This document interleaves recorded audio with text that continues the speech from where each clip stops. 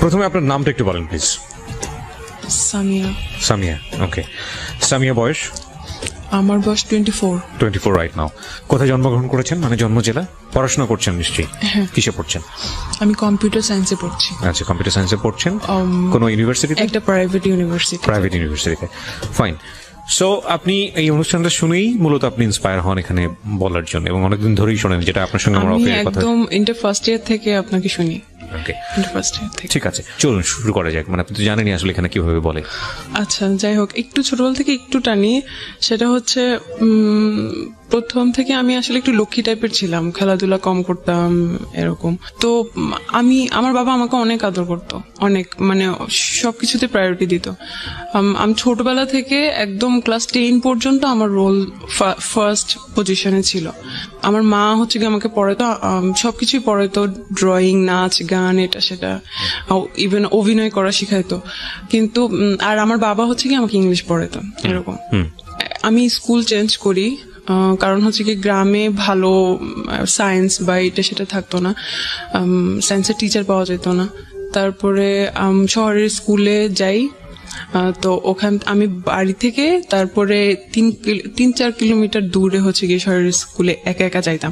তো তখনই আমার বাবা আমাকে মোবাইল দিছিল। আচ্ছা আচ্ছা, ছোটবেলাতেই? হ্যাঁ, দিছিল, কারণ আমাকে অনেক বিশেষ করতো। আমার মোবাইলটার প্রয়োজনই ছিল, কারণ আপনি কোথায় আছেন, কি করছেন না করছেন, যাতে আমি জানাতে পারি স্কুলে গিয়ে যে আমি আসছি। আবার ওটার জন্য আমাকে একটা পকেটও বানিয়ে দেওয়া হয়েছিল আমার সালোয়ারের মধ্যে লুকায়া, যাতে আমি ওখানে লুকায় রাখতে পারি, কারণ ওটা এলাও ছিল না স্কুলে। আমার কোনো ফ্রেন্ড জানতো না, কেউ জানতো না, শুধু আমার মা বাবা জানতো। আচ্ছা। আর হচ্ছে গিয়ে এখন সায়েন্সের টিচার কিভাবে ইয়া করবে, সো অনেক দূর থেকে আরেকটা শহর, সাইডে আরেকটা শহরের স্কুল থেকে 2টা টিচার হচ্ছে গিয়ে আমার জন্য ইয়ে করছিল। তো ওই সময়টা, ওটা হচ্ছে 2011 সালে, ওই সময়টা এটা হচ্ছে গিয়ে অন্যান্য গ্রামের অন্যান্য পাড়া প্রতিবেশীরা দেখে এটা খুব ইয়ে হইতো, আল্লাহ এই মেয়েকে যে বিদ্যাসাগর বানাবে এরকম খুব ইয়ে করতো আর কি। সবাই অবাক হইতো, মেয়েকে এত পড়াশোনা করায় কি হবে, কি হবে, আপনাকে আমাদের গ্রামাঞ্চলের কথাবার্তা, সামাজিকতার জায়গাটা থেকে অনেক সময় বলা হয়। তখন থেকেই হচ্ছে গিয়ে বিয়ে শাদী। আমার বাবা খুব, আমার এত দূর পর্যন্ত আসার পেছনে আমার বাবা খুব চাইতো যে এটা সেটা হয়ে আছে। যাই হোক, তারপরে হচ্ছে গিয়ে আমার অনেক কষ্ট হয়ে যেত, আমি সেই স্কুল থেকে এসেই সময় পাইতাম না। তারপর 10-15 মিনিট সময় পাইতাম হয়তো খাওয়ার জন্য, তারপরে আবার 2টা টিচার চলে আসতো, আবার ওখানে বসতে হইতো, মানে এভাবে আমি খুব টায়ার্ড হয়ে যেতাম। তো আমার বাবা চিন্তা করলো যে ওখানে বাসা নেই, ওই শহরে ওখানে বাসা নেই, তারপর ওখানে আসা যাওয়া ইয়ে হবে, আর ওখানে ব্যাচে তখন তো অনেক টিচার পাওয়া যাবে ওখানে। তো ওখানে চলে গেলাম ক্লাস 10 বছর। ওখানে থেকেই হচ্ছে গিয়ে ইয়ে করলাম, আমার রেজাল্ট আল্লাহর রহমতে অনেক ভালো হইলো। তারপরে হচ্ছে গিয়ে যে গ্যাপটা আমার এসএসসির পরে, যে গ্যাপটা, ওই সময় যে মোবাইলটা আমাকে দিছিল ওই মোবাইলটা আবার নিয়ে গেছিল যখন আমি হচ্ছে গিয়ে শহরে যখন ছিলাম, তখন হচ্ছে নিয়ে গেছিল, কারণ ওটা তো দরকার ছিল। হ্যাঁ, তখন আমি আমার মায়ের ফোন থেকেই লাগলে দরকার হলে ইউজ করতাম। তারপরে হচ্ছে গিয়ে আবার ওইটা আমাকে ব্যাগ দিছিল ওই ফোনটা। তখন আমার নতুন ফোন, আমি তো সব যাদের ফোন ছিল সবাইকে নাম্বার দিছি, আমি ফোন কিনছি, এই তো সবার সাথে কথা বলতাম, অনেক গল্প করতাম।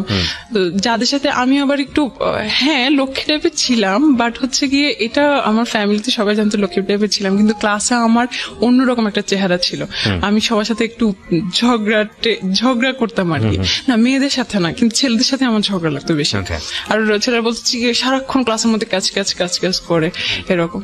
তো কিন্তু যে ছেলের সাথে ঝগড়া লাগতো বা যে ছেলেরা সাথে আমি কথা বলতাম না, তাদের সাথেও আমি কথা বলা শুরু করলাম। আমার ফোনে জিজ্ঞেস করতাম তোরা কই ভর্তি হবি, কিসে ফর্ম তুলছস, এরকম আর কি।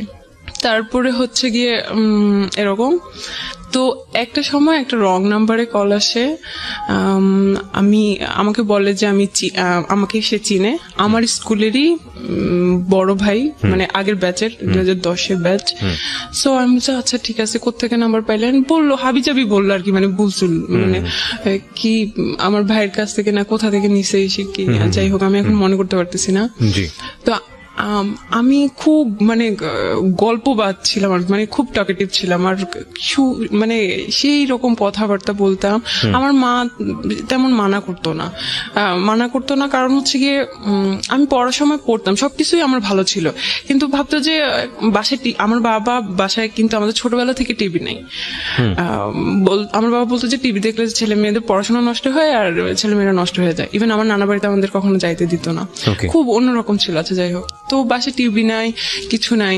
আচ্ছা থাক, ছেলে মেয়েদের তার ক্লাসমেটদের সাথে গল্প করুক, আমি আমার মায়ের সাথেই গল্প করা শুরু করলাম, এটা সেটা অনেক কাহিনী। তারপরে হচ্ছে গিয়ে কোনো প্রেমের কথা বলতাম না, অনেক গল্প, মানে কি কোথা থেকে আসে মানে অন্যরকম এইরকম আর কি। তো কথা ওই ছেলেটা, আমি তো এমনিতেই অনেক অনেক গল্প করতাম, কিন্তু ওই ছেলেটা একটু বেশি মানে আরো বেশি কথা বলতে চাইতো। তো সবসময় তো আমার বাবা থাকতো বা আমি অন্যান্য কাজ করতাম, এরকম কথা বলা পসিবল হতো না। আচ্ছা যাই হোক, তারপর আমার বাবা আমাকে ঢাকায় পাঠিয়ে দিল আমার এইচএসসির জন্য, কারণ আমার সবসময় আমার বাবারও ইচ্ছা ছিল ঢাকায় পড়াশোনা করব, বেশি ভালো পড়াশোনা করবো এরকম। তো ঢাকায় হোস্টেলে রাখে নাই কারণ আমি নষ্ট হয়ে যাব বা অন্য কিছু হতে পারে। তো তার বোনের বাসায় আমাকে রেখে দিল, ওখানে এসে বিশ্বাস করলো আর কি। তো ওখান থেকেই হচ্ছে আমার শুরু, মানে বাবা মা ছাড়া যেরকম মানে সব পেয়ে গেছি এরকম ফ্রিডম যেটাকে বলে। হ্যাঁ ফ্রিডম। ওরা, আমি আগে একটু বলি, ওরা আমার লোকাল গার্ডিয়ান, প্লাস ওরা আমাকে পড়াইতো, জানতো আমি অনেক ভালো স্টুডেন্ট। আর তাছাড়া আমি ক্লাস 7 থেকে 8 উঠার সময় আমি একবার আমার ফুফুর বাসায় 1.5 মাস ছিলাম। ওই 1.5 মাসে আমার ফুফাতো ভাই দেশে ছিল। আচ্ছা, সে এখন হচ্ছে গিয়ে বাইরে। তো আমার ফুফাতো ভাই, ফুফু, তারপর দুলা ভাইয়ের ভাই, উনিও আসতো এই বাসায়। সবাই মিলে একসাথে আমার ম্যাথ বই একদম, কেউ পাটিগণিত ধরতো, কেউ এই চ্যাপ্টার ধরতো, কেউ বীজগণিত ধরতো, কেউ জ্যামিতি ধরতো, একবার মানে ওই 1.5 মাসে আমার সব মানে কভার করে দিয়েছিল আর কি। তো যখন গেছি তখন আবার মানে পড়াশোনার জন্য অন্যরকম। তো 7 তারিখ, মেয়ের 7 তারিখ মেবি, আমার মনে পড়তেছে না, 2012 সালের আমার এসএসসি রেজাল্ট দিছিল। ওই দিনই হচ্ছে কি আমার ভাই দেশে আসছে বিয়ে করার জন্য। কোন ভাই? আমার ফুফাতো ভাই। যে ভাইটা আমার, যার বাসায় আপনি আছেন? হ্যাঁ, যে বাসায় আছি আর কি। তো হচ্ছে কি আমার রেজাল্ট দেখে এত খুশি হয়েছিল, মানে ওনারা সবাই আমাকে নিয়ে অনেক প্রাউড করতো। আর ওই মার্কশিটটা নিয়ে আমার সেই নতুন ভাবিকে দেখা, বলছে দেখো আমার বোন একদম সব সাবজেক্টে A+ পাইছে, শুধু একটুর জন্য ইস এরকম করতেছে, মানে উনি খুব এক্সাইটেড। যাই হোক, তো ওই ছেলেটার সাথে আমার কথা চলতেই আছে। ওই ছেলেটার একটা মানে আপনার স্কুলের সিনিয়র ভাই? হ্যাঁ। ওর নাম কি ছিল? তো ওর সাথে কথা চলতেছিল। ওর একটা সমস্যা হচ্ছে গিয়ে, ও, হ্যাঁ বুঝতাম ও বেশি উইক হয়ে পড়তেছে। ও করতো কি, ও ফ্রি মিনিট কিনতো, তারপরে হচ্ছে কি অনেক মেসেজ জমা হইতো, মিনিট দিয়ে তো কথা বলতো, কিন্তু মেসেজ তো আর পাঠানো হইতো না কাউকে। সো ওই 500 মেসেজ 600 মেসেজ, ওই সবগুলো মেসেজ ও একসাথে আমাকে পাঠিয়ে দিত। তো এটা আমার জন্য আমার খুব বিরক্ত লাগতো যে ও এইরকম করতেছে কিসের জন্য। কারণ হয়তো কি আমার কাজিন ছিল, ও, কারণ ওর ফোন ছিল না, আমার ফোন ছিল। তো হচ্ছে গিয়ে কারো ফোন, মানে আমার ফোন ও ধরতে চাইতো, দেখতে চাইতো যে হ্যাঁ কি আছে বা একটা অন্যরকম সিকিউরিটি একটা ব্যাপার থাকে। হ্যাঁ, তো আমি হচ্ছে গিয়ে মানে সিকিউর ফিল করতাম না ও যদি দেখে ফেলে এরকম। তারপরে হচ্ছে গিয়ে আমি ওকে মানা করতাম যে এইগুলো কি ধরনের সমস্যা, এই সেই। তারপরে ওই দিন রাত্রে, ওই যেদিন বিয়ে ছিল, আচ্ছা সেদিন হচ্ছে গিয়ে বর বউ হচ্ছে গিয়ে যখন যায় না, মানে যে ঘরটা সাজানো থাকে ওই ঘরে যায় ছবি তোলার জন্য, তাদের পার্সোনাল ছবি তোলার জন্য বা রোমান্টিক ছবি তোলার জন্য। তো আমার ভাই আর ভাইয়ের বউকে হচ্ছে গিয়ে ওই রুমে পাঠানো হলো। তো আমরা কয়েকজন যাইতে চাইছিলাম আর কি ওই রুমে। তো একটা ছেলে ক্যামেরা গলায় ঝুলানো, সে বলতেছে না না না এদিকে যাওয়া যাবে না, এদিকে যাওয়া যাবে না।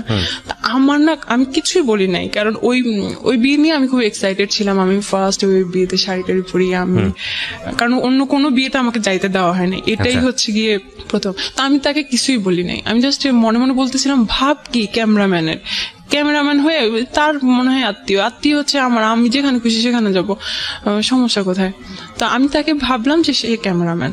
তারপরে হচ্ছে গিয়ে একটু কি ওই ছেলেটাকে আমি এই ফার্স্ট দেখি। তারপরে হচ্ছে এদিকে রাত্রে যখন আমি আসি ফোন চেক করি, তারপরে দেখি যে সেই নাসির আমাকে এতগুলা মেসেজ পাঠাইছে, সব লাভ কোয়েটস। তারপরে আমি ওকে বলতেছি যে কি সমস্যা কি, মানে আমি তো বলছি যে আমি আজকে বিজি থাকবো, কথা বলতে পারবো না, প্লাস এগুলো কি। তারপর ওই দিনও আমাকে বলে যে আমি আসলে রিলেশন করতে চাই তোমার সাথে, এটা এভাবে আর কি প্রপোজ করে। তোমার কি মাথা নষ্ট, আমি তো তোমাকে এখনো দেখি নাই। কারণ আমার ভিতরে এরকম কিছুই ছিল না, আমি তো শুধু গল্পের তালেই আছি, মানে আমার ও ধরনের কোনো ফিলিংস ছিল না, প্রেম করবো বা এরকম কোনো ইন্টেনশন আমার ছিল না। আমি তোমাকে এখনো দেখি নাই, তুমি কিরকম না কি উল্টাপাল্টা না দেখা কি বুঝতে। আচ্ছা ঠিক আছে, তাহলে একটা কাজ করি, আমরা ছবি পাঠাই, তুমিও পাঠাবো আমি পাঠাবো এট এ টাইম। তো MMS এ আমরা ছবি পাঠাইলাম একসাথে। ওর ছবিটা আমি যখন দেখলাম ভাই আমার ভালো লাগে নাই, ও কালো ছিল আর চিকনা চাকনা শুকনা টুকনা ছিল, তো আপনি ইমপ্রেস হননি। হ্যাঁ যাই হোক, তারপর হচ্ছে আমি বলতেছিলাম যে না আমি রিলেশন করবো না, আমার ভালো লাগতেছে না। তো বলছে আচ্ছা ঠিক আছে, তাহলে সরাসরি দেখা করি, তাহলে হয়তো কারণ আমার ছবিতে হয়তো ভালো দেখা যাচ্ছে না বা সেখানটা। তারপরে হচ্ছে গিয়ে কিন্তু কথা চলতেছে। তারপরে হচ্ছে গিয়ে একদিন দেখা করি, এমন একটা জায়গায় দেখা করি যে এই জায়গাটাই হচ্ছে গিয়ে আমার এই আত্মীয় ওই দিক দিয়ে হয়তো যাবে, ওই দিক দিয়ে যাবে, দেখতে পারবে আমার কলেজেরই পাশে। তো আমি হচ্ছে গিয়ে মানে হাঁটতে হাঁটতে কথা বলি আর কি তার সাথে। তো তখনও আমার ভালো লাগে না। তার সাথে তার একটা মামা আসছিল, তার মামাকে মামা বলতে কি মানে ফ্রেন্ড টাইপের মামা থাকে না, ইয়াং মামা আর কি। তারপরে হচ্ছে কি আমার ওর থেকে ওর মামাকেই বেশি পছন্দ হয়েছে। আমি যে না দরকার নাই। তো আমি এই জিনিসটা হচ্ছে গিয়ে ততদিনে আমার ফ্রেন্ড হয়ে গেছে আমার কলেজে, আমি আমার ওই ফ্রেন্ডের কাছে শেয়ার করছি যে এই অবস্থা, কি করব। বলতেছে আচ্ছা একটা প্ল্যান করি। তো ও তো আসলে আমার এই জিনিস ছিল, ওর মাথায় আর কিরকম একটা বুদ্ধি আসবে। ও আমাকে বলতেছে যে আচ্ছা ওই ছেলেটাকে বল যে তুই কয়েকদিন পর মারা যাবে, তুই অসুস্থ হ্যান ত্যান। তো আমিও ওইটাই বলছি। বলার পরে হচ্ছে গিয়ে আমি চাই না বিশ্বাস করছে না বিশ্বাস করে নাই আমি চাই না। ও আমাকে বলছে আচ্ছা ঠিক আছে, তুমি যতদিন বাঁচো ততদিনই আমি থাকবো, ততদিনে আমি ইগনোর করি আর কি ওকে, ভালো লাগে না আমি ইগনোর করি। তারপরে হচ্ছে গিয়ে তারপর মেসেজ দিয়ে যায় অনেক ইমোশনাল এটা সেটা। তারপরে হচ্ছে আমি ওকে ও যখন ফোন দেয় তখন আমি আমার ওই বান্ধবীকে কনফারেন্সে রাখি, আমরা ইচ্ছা মতো তাকে গালি দেই আর মানে খুব ইনসাল্ট করি যে তুই হোয়াটএভার দ্য সিচুয়েশন ইজ। আপনারা চাচ্ছিলেন যে পুরোপুরি ওকে অ্যাভয়েড করতে, কিন্তু ও ততই আপনাদের বেশি অনেক বেশি। হ্যাঁ ওকে, তারপর কি হলো? আমি ওর বান্ধবীকে দিয়ে ওকে অনেক মানে অনেক কিছু বলছি, কালো এই সেই হ্যান ত্যান, তো লজ্জা লাগে না এই সেই এগুলো আর কি। তারপর অনেক কষ্ট পাইছে, কয়েকদিন বন্ধ থাকে, আবার কয়েকদিন পর পর কল দেয়। ততদিনে হচ্ছে আমি আমার এমনি আমার যে বান্ধবী তার ফ্রেন্ডদের সাথে আমার ফ্রেন্ডশিপ হয়ে গেছে, তার কিছু ছেলে ফ্রেন্ড আছে ওদের সাথেও আমার ফ্রেন্ডশিপ হয়ে গেছে, অনেক ভালো ফ্রেন্ডশিপ। আমরা ঘুরতে যাই, ওর বার্থডে থাকে আমার বার্থডে থাকে, ওই বার্থডেতে ঘোরাফেরা করি, ইভেন আমি তাদের সাথে কথা বলি। এটা কিন্তু আমার ফ্যামিলিতে আমার ফুফু জানে, দেখে আমি কথা বলি এসে। তো আমার ফুফু হচ্ছে এগুলো পছন্দ করে না, ছেলেদের সাথে এত কথা কিসের এসে, বুঝতেই পারতেছেন আমি এত কথা কিসের এসে। তো আমি হচ্ছে গিয়ে মাঝে মাঝে মনে মনে বলি আশ্চর্য, ছেলে ফ্রেন্ড তো থাকতেই পারে, সমস্যা কি সেই। কিন্তু তখন আপনি ইন্টারে ভর্তি হননি? ইন্টার ফার্স্ট ইয়ার আমি পড়ছেন। ওকে। তারপরে হচ্ছে গিয়ে এই তো কয়েকদিন পরে 3-4 মাস পরে যখন আমার ভাইয়ের বিয়ের 4-5 মাস পরে, হ্যাঁ প্রায় যাই, 3 তলায় যাই, আমার ভাবির সাথে গল্প করি, অনেক গল্প করি। তারপরে একদিন গেলাম 4-6 মাস পরে, একদিন যে দেখি ওই ক্যামেরাম্যানটা বসে বসে এরকম করে ফোন চাপতেছে।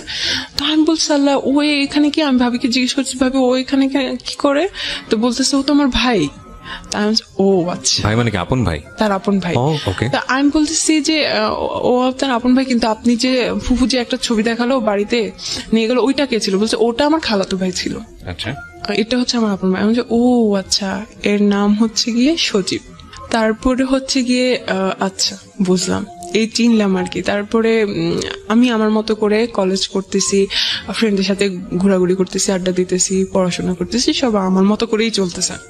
মাঝে মাঝে ফুফু বকা দেয়, এটা সেটা আছে, যাই হোক।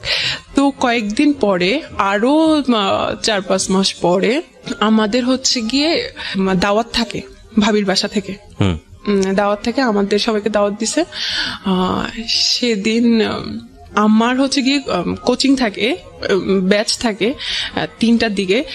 তো এমন সময় ওরা যাবে, ওরা আগেই বের হয়ে যাবে। তো আমি হচ্ছে গিয়ে বলছি যে আমি চাইতে পারবো না, আমি কোচিং থেকে তাহলে যাবো। বলছে আচ্ছা ঠিক আছে, তাহলে তুই কোচিং থেকে যাস, আমরা সবাই বাসা থেকে বের হই, কারণ বাসায় তো কেউ থাকবে না। তারপর সবাই ভাবির বাসায় চলে গেল, আমি কোচিং এ চলে গেলাম। আমি কোচিং থেকে যে এখন যাব, আমি এখন লোকেশন চিনতেছি না, কারণ আমি তো একা একা যাইতেছি। তারপরে হচ্ছে গিয়ে আমি ফোন দিলাম ভাবিকে যে কোথায় এটা। ফোন ধরছে সেই সজীব ভাইয়া।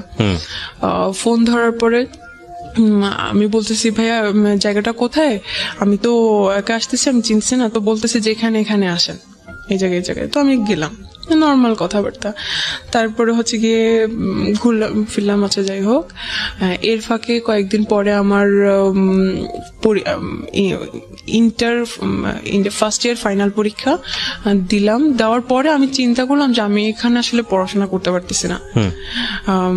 আমার 2টা ভাগ্নি আছে না, ওরা অনেক ফ্রেন্ডলি, ডিস্টার্ব তেমন না, মানে আমি ফিল করতেছিলাম আর কি যে ডিস্টার্ব হচ্ছে বা আমি ভালোভাবে পড়াশোনা করতে পারতেছি না। তো আমার বাবা চিন্তা করলো যে আচ্ছা ঠিক আছে, যে যদি রেজাল্ট ভালো না করে তাহলে ঢাকায় এত কষ্ট করে টাকা পয়সা খরচ করে কি। তো আমার বাবা কি করছে, আমার জন্য একটা বাসা নিছে। আবার বাসা নিছে, ওখানে হচ্ছে গিয়ে আমার মা কয়েকদিন পর পরে আসে, অল্টারনেট করে, কয়েকদিন আমার মা আসে, কয়েকদিন আমার বাবা আসে, কারণ বাসায় তো আরো আমার ভাই বোনরা আছে, ওদের পড়াশোনা আছে। তারপরে আপনাকে একা বাসায় দিল বাড়িওয়ালা? হ্যাঁ, আমার বাবা মা তো যায়। ও আচ্ছা, মানে অল্টারনেট করে, হ্যাঁ ফ্যামিলি বাসা। তারপরে হচ্ছে গিয়ে যদি আমার বাবা মা না যেতে পারে, আমার বড় একটা আপুকে পাঠিয়ে দেয়, মানে অল্টারনেট করে কেউ থাকে।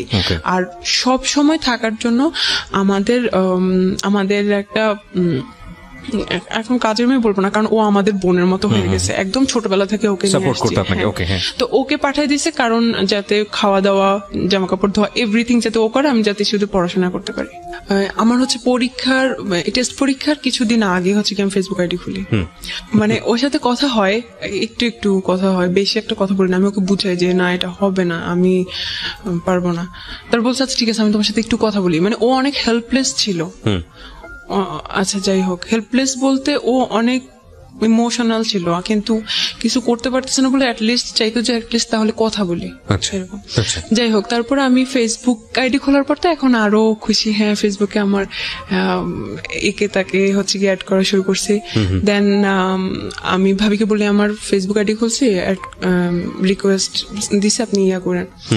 ইভেন ভাবির আইডি থেকে আমি কেউ রিকোয়েস্ট পাঠাইছি, বলতেছে যে কে রিকোয়েস্ট পাঠানোর পরে আমি বলছি যে এরকম আমি আপনার আপুর ননদ। তো বলছে আচ্ছা ঠিক আছে, একটু কি কথা হয়েছে। তারপরে আমার রেজাল্ট দিল, আলহামদুলিল্লাহ ভালো। আমি মেডিকেলের জন্য প্রিপারেশন নিতে থাকলাম। ওই সময় আমি ফেসবুকে ছবি টবি আপলোড করি, কমেন্টে উনি একটু কমেন্ট করে, কমেন্টে কথা হয়, এমন টাইপের কমেন্ট করে যেটাতে আমার অ্যান্সার দিতে হবে, মানে আমিও যাতে রিপ্লাই দেই, এরকম টাইপের। তো উনি অনেক ভালো বাংলা জানে।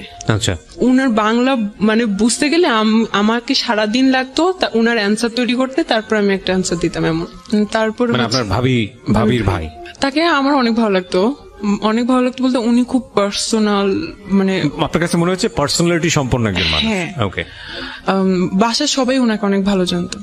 তো কিন্তু আমি ভাইয়া হিসেবে দেখতাম, ওগুলা আমার মাথায় ছিল না। তারপরে টুকটাক কথা হয়, এখন কথা আস্তে আস্তে বাড়তেছে, প্রতিদিনই কথা হয়, কিন্তু 1-2টা মেসেজ এরকম আর কি, প্রতিদিন কথা। জি। তারপরে হচ্ছে একদিন সে আমাকে বলে আপনার ফোন নাম্বারটা দিয়েন। আমি যে হ্যাঁ, আপনি তো ভাবির কাছ থেকে আমার ফোন নাম্বার নিতে পারেন। বলছে আসলে এটা খুব ডিসঅনেস্টি হয়ে যায়, আপনি নিজেরটা নিজেই দেন। আমি যে এত ঢং করার তো কিছু নেই, আচ্ছা ঠিক আছে নেন, আমার তো কোনো সমস্যা নেই। তারপর সেদিন আমাকে একটা জাস্ট মিস কল দেয়, এই ফার্স্ট উনি আমাকে আমার ফোনে মিস কল দেয়, একটা চলেন দেখা করি। আমি যে হ্যাঁ, আপনি বাসায় আসেন, বাসায় আসলেই তো আমাকে দেখতে পারবেন, কথা হবে। বলছে সব কথা কি আর বাসায় বলা যায় সবার সামনে? তো তখন আমি বুঝলাম যে উনি ফ্লার্টিং করতেছে। তারপরে মাঝে মাঝে উনি বলতো যে আমার এই জিনিসগুলো ভালো লাগে না, ওই জিনিসগুলো ভালো লাগে না। আমি মাঝে মাঝে বলতাম উনি এত লাইকস ডিসলাইকস বলার তো দরকার নেই আমাকে। তারপর হচ্ছে গিয়ে বলতো যে বহুগামিতা, একটা মেয়ে যে অনেকজনের সাথে রিলেশন করে এট এ টাইম, এই জিনিস ওনার পছন্দ না, এগুলা বলতো। তো আমি হ্যাঁ এগুলা তো আসলে চিটিং, এগুলো আমারও পছন্দ না। উনিও কিন্তু জানতো, উনিও দেখতো যে আমি আসলে কথা বলি, আমার অনেক ফ্রেন্ড সার্কেল আছে। আচ্ছা, একদিন আমি আমার কাজে যাই, আমি তখন হচ্ছে কি ভার্সিটি কোচিং করতেছি, শেষ পর্যায়ে আর কি, আমি মেডিকেলে চান্স পাই না তেন।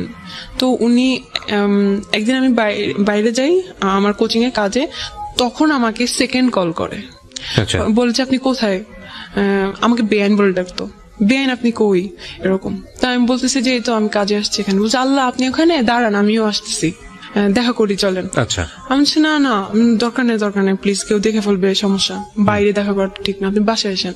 বলছে না সমস্যা না, আপনি থাকেন, কেউ দেখবে না। ওই দিন শুক্রবার ছিল। আচ্ছা, দেন হচ্ছে কি উনি আসে, আমি বলছি আচ্ছা ঠিক আছে আপনি একটু ওয়েট করেন, আমি একটু কাছে নিয়ে বলছি আচ্ছা ঠিক আছে আপনি সময় নেন। আসলে কিন্তু উনি ওখানে ছিল না, উনি একটু দূরে ছিল, ওখান থেকে আসতেছে, কিন্তু বললো যে ওখানেই আছে। তারপরে হচ্ছে গিয়ে দেখা হইলো, তো বলতেছে যে কই যাই বলেন, এখানে তো রিস্কি, এখানে তো কথা বলা যাবে না, চলেন বসি কোথাও কথা বলি। তাই আমি বলছি কোথায় যাবেন, কাছে দাঁড়ে কোথাও প্লিজ, দূরে না। তো উনি বল চলেন কলাবাগান যাই। এই ফার্স্ট আমি কলাবাগানের নাম শুনি। ওকে, ঢাকার কলাবাগানের নাম শুনি। হ্যাঁ, তারপরে উনি হচ্ছে গিয়ে একটা বাস নেয়। আমি বাসে কেন যাইতে হবে এত দূরে, তাইলে তা আমি ভাবছি যে আচ্ছা ঠিক আছে কাছে কোথাও। তারপর আচ্ছা ঠিক আছে, এখন বাস যাইতে আছে আসতেছে না। তারপর আমি বলতেছি যে কি ব্যাপার এত দূরে কেন? বলছে আরে সমস্যা নেই চলে আসবে, এখন জ্যাম তো রাস্তায়, হ্যান ত্যান এসে এগুলো বলতেছে। শুক্রবার কিন্তু কোনো জ্যাম ট্যাম ছিল না, বা উনি মানে উল্টাপাল্টা বুঝাইতেছে আর কি।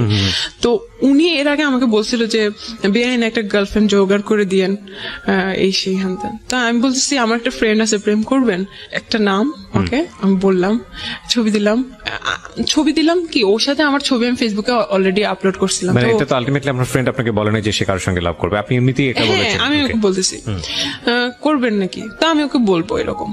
তো বলতেছে যে আমি ওকে বলছি যে আমার এরকম একটা বেআই আছে, এরকম বলছে ওরে দিস আমাকে, মানে দেখি কথা বলি, আগে ইয়ে দিস ফেসবুক আইডি দিস, আমাকে বলিস রিকোয়েস্ট পাঠাতে। এখন তার ইগোতে প্রবলেম, কেন আমি রিকোয়েস্ট পাঠাবো, তাকে বললেন আমার কথা, সে জানি আমাকে রিকোয়েস্ট পাঠাবো। এটা কোনো কথা, আপনি প্রেম করবেন আপনি নিজে থেকে যাই করেন, আমি এত কিছু করতে পারবো না। এটা কি আপনার ফ্রেন্ডকে বলা ছিল নাকি জাস্ট আপনারা নিজেরাই কথোপকথন করছেন? না, আমি আমার ফ্রেন্ডকেও বলছি যে আমার একটা বেআই আছে এরকম এরকম, সে তোমার ব্যাপারে ইন্টারেস্টেড। হ্যাঁ তোকে পছন্দ করে, প্রেম করবি। তো বলছে ওকে আমাকে মেসেজ পাঠাতে বললো। তারপর আমি বলছি যে প্লিজ আপনি হাই পাঠান, তাইলে কথা বা রিকোয়েস্ট পাঠান। তো সে মনে হয় রিকোয়েস্ট পাঠাইছে কিনা আমি আসলে ভুলে গেছি, রিকোয়েস্ট পাঠাইছে মনে হয়, ও মনে হয় অ্যাকসেপ্ট করে নাই বা মেসেজের আসে বা এরকম কিছু একটা, যাই হোক। তারপরে হচ্ছে গিয়ে তো যখন বাসে আমরা পাশাপাশি বসে আছি, তখন হচ্ছে গিয়ে বলছে আপনার সেই ফ্রেন্ডটাকে আবার দেখি। তো আমি হচ্ছে কি মোবাইল নিয়ে এভাবে দেখাইতেছি আর কি, দেখেন সে কি করতেছে, মোবাইলটা কেমন যেন একটু হাতাহাতি, আমার মোবাইল টেনে নিয়ে উনি আরো ছবিগুলা চেক করতেছে। আমি বলছি ভাই এটা কি ধরনের, আপনি আমার হাতে থাকুক, আপনি এইভাবে দেখেন। তারপরে আরো ছবি যে চেক করতেছে, ওখানে আমি সহ যে ছবিগুলা, ওগুলাকে ভালো করে জুম করে করে আমার ছবিগুলা দেখতেছে। হ্যাঁ এই মেয়েটাও ভালো।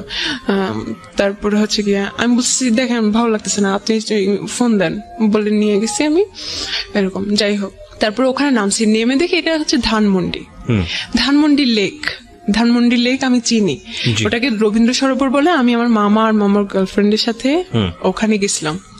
তারপরে হচ্ছে গিয়ে আপনি আমাকে ধানমন্ডি লেকে নিয়ে গেছেন, বলছে আপনি জানেন না এটাকে কলাবাগান বলে। এসে না আপনি তো আমাকে বলেন নাই। তারপর আচ্ছা যাই হোক, বলছে আচ্ছা ঠিক আছে একটু থাকি তারপর চলে যাবো। আমি আপনি আমাকে এত দূরে নিয়ে আসছেন, আমাকে এখনই যাইতে হবে, সেই এরকম আমি ইয়ে করতেছি।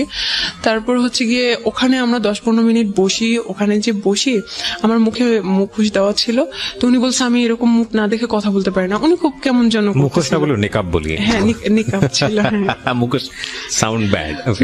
তারপরে হচ্ছে গিয়ে বলছে আমি এভাবে না দেখে কথা বলতে পারি না। আমি আপনার সমস্যা কি, আপনি এরকম করতেছেন কেন, এরকম হাতাহাতি করতেছেন কেন, আমার কাঁধের উপর হাত দিতেছে। সমস্যা কি, আপনি ওনার সাথে বয়সের ডিফারেন্স কত ছিল আপনার? ওনার সাথে বয়সের ডিফারেন্স হচ্ছে আমার 4 বছরের ছিল, কিন্তু একাডেমিক ভাবে ওনার বয়সের আমার সাথে ছিল 6 বছরের। ওকে, তারপরে হচ্ছে গিয়ে ভাই আপনি এরকম করতেছেন কিসের জন্য। তারপর উনি মনে কিছু বলতে চাচ্ছে কিন্তু কিছুই বলতেছে না, ওনার অ্যাটিটিউড গুলো আমার ভালো লাগতেছে না। আমি খুব করি, আপনি এখন যাবেন, আমার দেরি হয়ে যাইতেছে, ফুপু বকা দিবে। তারপরে হচ্ছে কি উনি একটা সিএনজি নেয়, সিএনজিতে করে আমরা যাচ্ছি, যাওয়ার সময় এখন সিএনজিতে সে আমার হাত ধরে, শক্ত করে ধরে রাখে। আমি এখন হাত ছোড়াছুড়ি করতেছি যে আপনি ছাড়েন, এমন করতেছেন কেন, আমার ভালো লাগতেছে না। তা বলছে আমার দিকে তাকাও। ওই ফার্স্ট উনি আমাকে তুমি করে বলছে, এর আগে কিন্তু আপনি আপনি করে বলতো। তারপরে হচ্ছে গিয়ে আমার দিকে তাকাও বলে হচ্ছে গিয়ে আমার হাত ওনার বুকের উপর রেখে বলতেছে, কিছুই বলতেছে না, বলতেছে ওনার দিকে তাকাইতে। আমি তাকাই দেখি যে ওনার চোখ অনেক লাল হয়ে আছে, মানে একটু পানি পানি হয়ে আছে। সিএনজি ওয়ালা তখন কি করছিল? ড্রাইভ করছিল না পিছনে? হ্যাঁ, সিএনজি ওয়ালা তো ড্রাইভ করতেছিল, এটা পিছনেই আর কি। তো আমি একটা কথা বলি, আমরা এই সবসময় তৃতীয় পক্ষ অস্বীকার করি, মানে খুব বিশেষ বিশেষ কিছু মোমেন্ট ঘটে যায় আমাদের লাইফে, প্রত্যেকের জীবনে হয়তো বা এই বিষয়গুলো আছে কম বেশি, রিক্সা এবং হচ্ছে সিএনজি, এবং আমরা সবসময় থার্ড পার্টি যে থাকে, যিনি রিক্সা চালাচ্ছেন কিংবা যিনি সিএনজি ড্রাইভ করছেন তাকে অস্বীকার করি এবং মনে করি যে ও কিছুই বোঝে না, ও কিছুই জানে না, ও এসবের একেবারে ইনভলভ না। কিন্তু আমার কাছে মনে হয় যে ও সব বিষয়গুলো খেয়াল করে। তো এটা আসলে এরকম সিনারি আমার কাছে মনে হয় যে ওই যে বলা হয় না, আমরা ছোটবেলায় দেখতাম যে গাড়িতে ওঠার পরে যে চালকের সঙ্গে কথা বলবেন না। কথা কেন বলবো না? কারণ এটা কথা বললে তার কনসেন্ট্রেশন নষ্ট হতে পারে, এটা অ্যাক্সিডেন্ট ঘটে যেতে পারে। তো আমার কাছে কেন জানি মনে হয় এইরকম সিচুয়েশন সিএনজি কিংবা রিক্সাতে ঘটানো, এটা কথা বলার চাইতেও ভয়ঙ্কর রকমের দুর্ঘটনার মুখোমুখি আমরা হয়ে যেতে পারি, কারণ তার ফুল কনসেন্ট্রেশনটা তার পিছন দিকে চলে আসে। সো এগুলো না করাটাই বেটার। ওকে, যাই হোক, বলেন তারপর হচ্ছে গিয়ে তো আমি বুঝলাম যে আসলে উনি রিলেশন করতে চাচ্ছে বা উনি আমাকে পছন্দ করে এরকম কিছু, বাট উনি কিন্তু এরকম মুখে কিছুই বলে নাই, শুধু চোখ লাল এটা দেখাচ্ছে। হ্যাঁ, আমি নিজেই সব বুঝে নিছি, এরকম একটা অবস্থা। তা আমি জাস্ট ওনাকে একটাই কোশ্চেন করছি যে এটা কিভাবে সম্ভব, আপনি কি পাগল হয়ে গেছেন, এটা কিভাবে সম্ভব, আমাকে তো মেরে ফেলবে, সিডর হয়ে যাবে, ঘূর্ণিঝড় হয়ে যাবে বাসায়। তারপর বলতেছে আমি সবকিছু ম্যানেজ করবো। আমি বলতেছি কি ম্যানেজ করবেন আপনি? বলছে আমার ফ্যামিলির কেউ তোমাকে কিছু বলবে না, কারণ সবাই উনাকে অনেক প্রায়োরিটি দেয়, উনি একমাত্র ছেলে। আচ্ছা, ওভার কনফিডেন্ট। হ্যাঁ। তারপরে হচ্ছে গিয়ে আমি বলছি আপনার ফ্যামিলি আপনি রাখেন আপনার কাছে, কিন্তু আমার ফ্যামিলি তো জীবনও মানবে না। বলছে আমি ওটাও ম্যানেজ করব একদিন। আচ্ছা, তারপরে হচ্ছে কি এভাবেই চলতে থাকলো। আমি বাসায় গেলাম, বাসায় গিয়ে আমি চিন্তা করতেছি যে আসলে আমি কি করব, কি করতেছি। উনি কিন্তু দেখতে অতটা সুন্দর না, বাট উনার কথাবার্তা, উনার কথার স্টাইল, তারপর অনেক যুক্তি সহকারে কথা বলতো। আপনি ওনার পার্সোনালিটি আপনার ভালো লাগতো? আমার খুবই ভালো লাগতো। বাসে যে আমি চিন্তা করলাম উনি হয়তো আমার রিলেটিভ, উনি আমাকে ধোকা দিবে না, কারণ আমি ততদিনে বুঝে গেছি ঢাকায় কি হচ্ছে না হচ্ছে, রিলেশন মানে কি, বা কয়েকদিন নিয়ে করে টাইম পাস করে চলে যায় সে। উনি আমাকে হয়তো ধোকা দিবে না, ওনার কাছে আমার প্রায়োরিটি থাকবে, ছেড়ে যাবে না। এই তাছাড়া উনি, ওনার সাথে আমার বয়সে ভালোই ডিফারেন্স আছে, উনি ভালোভাবে স্টাবলিশ হতে পারবে, হয়তো আমি ভালো থাকবো। এই চিন্তা করে আমি শুরু হইলো রিলেশন। মানে আপনি ওকে করলেন ফাইনালি, ঠিক আছে ঠিক আছে, আমার দিক থেকে ওকে। তখন আপনি ইন্টার সেকেন্ড ইয়ারে পড়ছেন না ফার্স্ট ইয়ারে? তখন হচ্ছে গিয়ে ইন্টারমিডিয়েট শেষ, আমি ভার্সিটিতে ভর্তি হব আর কি নভেম্বর। মানে অ্যাডমিশন টেস্টের জন্য প্রিপারেশন নিচ্ছেন ওই সময়টাতে? হ্যাঁ, পরের দিনই আমরা ঘুরতে যাই কোথাও। আমি তখনও বুঝে উঠতে পারি নাই জিনিসটা কি, একটা পাবলিক প্লেসে একটা পার্ক, বাট রাস্তা আর কি ভিতরের দিকে না, রাস্তার দিকে মানুষ যাওয়া আসা করতেছে, অনেকে জগিং করতেছে, সেই ওই জায়গায় সে আমাকে টান দিয়ে ধরে হচ্ছে গিয়ে ফার্স্ট কিস করে। আমি খুব শকড হই, মানে আমি খুবই লজ্জা পাই, আমার হাত পা তখন কাঁপতে থাকে, খুবই অবস্থা খারাপ, কারণ আমি তখনও ভাইয়া ডাকি, আমি 3 মাস পর্যন্ত ভাইয়াই ডাকতেছিলাম। Basically he was super fast, এবং আপনার জায়গা থেকে আপনি একদম, হ্যাঁ, আমি খুব মানে শক হই আর কি। যাই হোক, ফার্স্ট থেকে আমি দেখছিলাম উনি খুব অন্যদিকে আর কি, তো আমি ভাবছি, উনি বলতো যে ইন্টেন্স গুলো ভালো লাগতো না, কিন্তু তারপর দিকে আমি চিন্তা করতাম আচ্ছা ঠিক আছে, সে তো আমার বয়ফ্রেন্ড, বা আচ্ছা ঠিক আছে, আমি পরে এটাকে আবার ইজি ভাবে নিতাম, কিন্তু ফার্স্ট ভালো লাগতো না। পরে তারপরে হচ্ছে গিয়ে কথাবার্তা হয়, সবই ভালো, ঠিক আছে। 2 মাস পরে সে না অন্যদিকে কথাবার্তা বলে, অন্য কিছু চায় আর কি। তো আমি বলতেছি ঠিক আছে, আপনি তাহলে আমাকে বিয়ে করেন। তো বলতেছে যে বিয়ে কি, বিয়ে জিনিসটা কি? বিয়ে কি মানে? বলতেছে যে আমি যদি বলি হ্যাঁ, তুমি যদি রাজি থাকো, তাহলে এটাই বিয়ে, এটাই। এটা কোনো কথা, কোনো লিগেল কিছু নেই। সে বলছে লিগেল কি, ওটা জাস্ট আ পেপারস। তুমি তোমার বাবা মায়ের কাবিননামা দেখছো কখনো? তার মানে কি তারা লিগেল না? এরকম। তুমি তোমার দাদা দাদির ম্যারেজ সার্টিফিকেট দেখছো, তার মানে ওরা লিগেল না, এরকম উদ্ভট লজিক দিত। তো মাঝে মাঝে আমি খুব বলতাম এগুলো উল্টাপাল্টা লজিক দিতেছেন কিসের জন্য। মাঝে মাঝে ইয়ে করতাম, মাঝে মাঝে ও আমাকে এমন ভাবে বুঝাই দিত যে ওটাই সঠিক, আমি ওটাই বুঝতাম। তারপরে আচ্ছা ঠিক আছে, হইলো কিছু একটা। তারপরে হচ্ছে গিয়ে আমি তখন থেকে ভাবতাম ওকে, সে আমার হাজবেন্ড। মানে ওর প্রস্তাবে আপনি আলটিমেটলি সামহাউ আমাকে ওভাবেই তৈরি করে নিছে, ওভাবেই আমার মাথার মধ্যে দিছে তুমি আমার ওয়াইফ, আমি তোমার ইয়ে, এটাই হচ্ছে গিয়ে বিয়ে। ওকে, সো আপনি এটা এগ্রি করেছেন? হ্যাঁ, কারণ আমাকে এমন ভাবলো, আমি যখন জিজ্ঞেস করতাম এইটা তাহলে কি, ওইটা তাহলে কি, ও ওভাবেই বুঝাই দিত সুন্দর করে। ওকে। একটা 3-4 মাস পরে হচ্ছে গিয়ে ও এগুলা আমার ফ্রেন্ড সার্কেল এগুলা নিয়ে ইয়া করতো। আমি হচ্ছে গিয়ে আমি খুব গল্প পাচ্ছিলাম, বলতাম না, আমি হচ্ছে গিয়ে ও খুব কম সময় দিত আমাকে। যদি দিনে 1 মিনিট কথা হইতো আমি ভাবতাম যে অনেক কথা হয়ে গেছে এরকম। বাট ডাকার সময় যখন দেখা করতাম, ডাকার সময় ওই পর্যন্তই, ওগুলা ঠিক আছে, দেন কোনো কথাবার্তা নাই, শুধু ওই জন্যই ডাকতো, আর কোনো কথাবার্তা নেই। ওকে, বলতো আমি বিজি, আমি অফিসে এসে হ্যানতেন। অফিস করতো, হ্যাঁ আমি বিজি এসে হ্যানতেন, আমি পারি না, বসটা থাকে সামনে, কলিগরা থাকে, কথা বলতে পারি না। তার 1 মিনিটও দিনে ইয়ে হইতো না। আমি বলতাম সিগারেট খাওয়ার টাইম তো অ্যাটলিস্ট আমার সাথে কথা বলতে পারেন। আমি আপনি করে বলতাম, কখনোই তুমি করে বলি না, অনেক অনেক সম্মান করতাম। যা বলতো তাই বিশ্বাস করতাম যে ওটাই রাইট বলতে। আর মাওলানা, তারপরে হুজুর, এদের বিরুদ্ধে অনেক কথা বলতো। ওদের এইসব জিনিস আমার ভালো লাগে না। এরা এখন নতুন নতুন এইসব রুলস তৈরি করে, ধর্ম ব্যবসা করে, এই সেখান এগুলা। তো আমি বলতাম ও আচ্ছা হ্যাঁ ঠিক আছে, এমন ভাবে বুঝাই দিত, আচ্ছা আমি ওভাবে ইয়ে করতাম। তো আমি একদিন ওকে ইয়ে করতেছি যে আমার একটা ফ্রেন্ড অস্ট্রেলিয়ায় গেছে স্টুডেন্ট ভিসায়, ও অনেকদিন পর আমাকে ইয়ে করছে, নক করছে, আমি কথা বলতেছিলাম আমার সাথে, তখন থেকে রিয়াকশন শুরু। তো বলতেছে যে একটা ভদ্র ঘরের মেয়ে কি এরকম করে কথা বলে, তুমি তো একটা এরকম খারাপ, এই সেই। হোয়াটসঅ্যাপ বন্ধ, হোয়াটসঅ্যাপ চালাইতাম, হোয়াটসঅ্যাপ বন্ধ। মানে তখন আপনার উপরে কর্তৃত্ব খাটানো শুরু করলো। আল্লাহ, এটা তো হচ্ছে গিয়ে 1 মাস পর থেকেই, 1 মাস পর থেকে। তো আমি ভাবতাম যে এটা হচ্ছে, কারণ হাজবেন্ড তো হাজবেন্ড টাইপ, কারণ মানে আমি ভাবতাম যে হ্যাঁ ঠিক আছে, এটাই মনে হয় অনেক কেয়ার করে, অনেক লাভ করে। আমি ওটাকে খুব ইজি ভাবে দেখতাম। তারপরে হচ্ছে গিয়ে একদিনে যাওয়ার আগে আমি একটা কথা বলি, সেটা হচ্ছে যে এটা বোধহয় বাই ন্যাচারালি সত্য। অ্যারিস্টোফেনাস নামে খুব বড় একজন ফিলোসফার ছিলেন, আমি যদি ভুল না করে থাকি নামটা, তার একটা লেখাতে পড়েছিলাম যে বেসিক্যালি গার্লস যে কোয়ালিটি, সেই কোয়ালিটিতে কিছু কিছু জিনিস গার্লসদের মধ্যে সেম, মানে মেয়েদের মধ্যে এই জিনিসটা সেম, মোর অর লেস। সেটা হচ্ছে দে আর ভেরি মাচ ইমোশনাল, এবং আবেগ দিয়ে তাদের পুরো দুনিয়াটা নিয়ে নেওয়া যায়। হ্যাঁ, আপনি যদি মানে আমি এখানে অনেক মেয়েরাই শুনছেন, সে কারণে হয়তো বা শুনে সতর্ক হবেন। সেটা হচ্ছে একটা ছেলেকে বোঝার জন্য বা একটা মানুষকে জীবনে পারফেক্টলি নেয়ার জন্য অনেকগুলো বিষয় যাচ করতে হয়। তার আগে জীবনের শ্রেষ্ঠ সম্পদটা, যেটা আমাদের রিলিজিয়নে নিষেধ করা হয়েছে, যেটা আমাদের আইনত যায় না, সামাজিকতার জায়গা থেকেও অসামাজিক মনে করা হয়, এই বিষয়গুলো লেনদেনের জায়গাটায় না যাওয়াটাই উত্তম। কেন বলছি যে ছেলেরা, এটা অনেক ছেলেরা আছে খুব ভালো করে এটা জানে যে একটা মেয়েকে পাওয়ার সর্বোচ্চ জায়গাটা হচ্ছে তাকে ইমোশনালি ট্রাই করা, এবং একটা মানুষকে যখন ইমোশনালি উইক করে ফেলা হয় তখন তার সবকিছুই পাওয়া যায়, এবং সেক্ষেত্রে ইমোশনালি তাকে ওই হাজবেন্ড বানানো, ইমোশনালি তাকে লাভ করা, এবং তারপরে তার যেটা হাসিল করা, এবং হাসিল করে সেখান থেকে সরে পড়া, এবং এগুলো আসলে আমাদের সমাজে অহরহ হচ্ছে। আর এই স্টোরিটা আসলে কোথায় গিয়ে দাঁড়িয়েছে সেটাও আমরা দেখাবো আপনাদেরকে। আমি আরেকটু বলতে চাই, তবে সেই বলার জায়গাটা ওনার বলার পর। হ্যাঁ, ও সবসময় বুঝে তো, ও অনেক রেসপন্সিবল হাজবেন্ড, অনেক, মানে সবকিছুতে আমাকে গাইড করে। আমিও খুব হ্যাপি ও আমাকে গাইড করে। আপনি তাকে মানে হাজবেন্ড বলছেন, মানে আপনি মন থেকে তাকে হাজবেন্ড হিসেবে করে নিয়েছেন? আমি তো জানি ওটাই বিয়ে। আপনি জানেন ওটাই বিয়ে? হ্যাঁ, আমাকে তো ওভাবেই বুঝাইছে। তো আপনি ছোটবেলা থেকে দেখে আসেননি বিয়ে মানে কি? আমি দেখে আসছি, কিন্তু ও তো আমাকে পুরা সব করে দিছে। এখানে একটা বিষয় খেয়াল রাখবেন, যারা এই ভিডিওটা ইউটিউবে দেখবেন এবং একই সাথে যারা রেডিওতে শুনছেন, আমি খুব বিরক্ত বোধ করি একটা জায়গাটাতে, সেটা হলো আমরা সবসময় যিনি গল্পটা বলেন তাকে জাজ করি।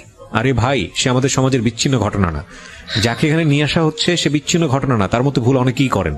তার ভুলটা শুনে তাকে শুনে যাতে করে আপনি কোনো ভুল না করেন, আপনার চারপাশে যাতে কোনো ভুল না হয় সেটার দিকে খেয়াল করেন। তাকে গালমন্দ করা, আপনি আপনার জায়গা থেকে অসম্ভব রকমের সাধু একজন পুরুষ নিজেকে ভেবে বা মহিলা নিজেকে ভেবে অন্য একজনকে গালমন্দ করা, এটা কিন্তু আসলে আমাদের অনুষ্ঠানের উদ্দেশ্য না। এটা শুধু আমাদের ইউটিউবে হয় না বা অন্য ফেসবুকে, সব জায়গাতে আমি দেখি যে কোনো একটা কিছু ঘটে গেলেই সঙ্গে সঙ্গে তাকে ডিরেক্টলি গালিগালাজ করা। আরে ভাই, তার ঘটনা থেকে আমি কি শিখলাম, তাই না? এটা হচ্ছে মূল বিষয়।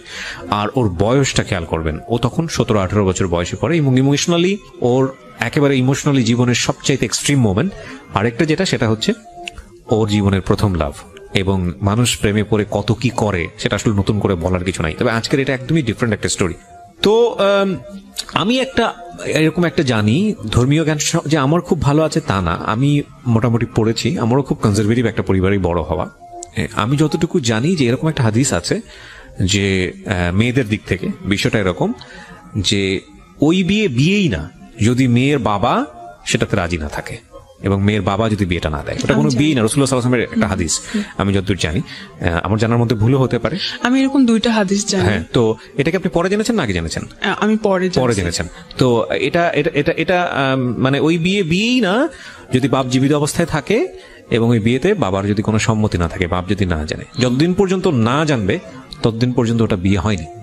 কি ভয়ঙ্কর! মানে এটা বাংলাদেশের অনেকেই জানেন, আমি বলতে আমার গা শিউরে উঠেছে। তো আপনি যদি ধর্ম মানেন তাহলে এটাই সত্য। তো এই জায়গাটা থেকে আমি বলছি না যে আমি যেটা বলছি আপনাকে সেটা আমি খুব ভালোভাবে জানি, আমি এতটুকু জানি, আমি শেয়ার করলাম আপনার সঙ্গে, আপনি চাইলে আরো স্টাডি করে দেখতে পারেন। ওকে, তো আপনি যেটা বলছিলেন যে অ্যাজ এ হাজবেন্ড হিসেবে এটা করতে ওটা করতে, হ্যাঁ, তারপর আমি ওকে অনেক ভালোবাসা শুরু করছি, কারণ আমার হাজবেন্ড, অনেক ভালোবাসতাম, অনেক। ও যদি বলতো যে এখন বাইর হও, কারণ ও অফিস থেকে আসতে আসতে সন্ধ্যা হয়ে যেত, আমি তখন সন্ধ্যার দিকে টিউশন করতাম, 7টার দিকে, আমার পুকুর বাসার পাশেই আমি টিউশন করতাম, বেরোয় যেতাম।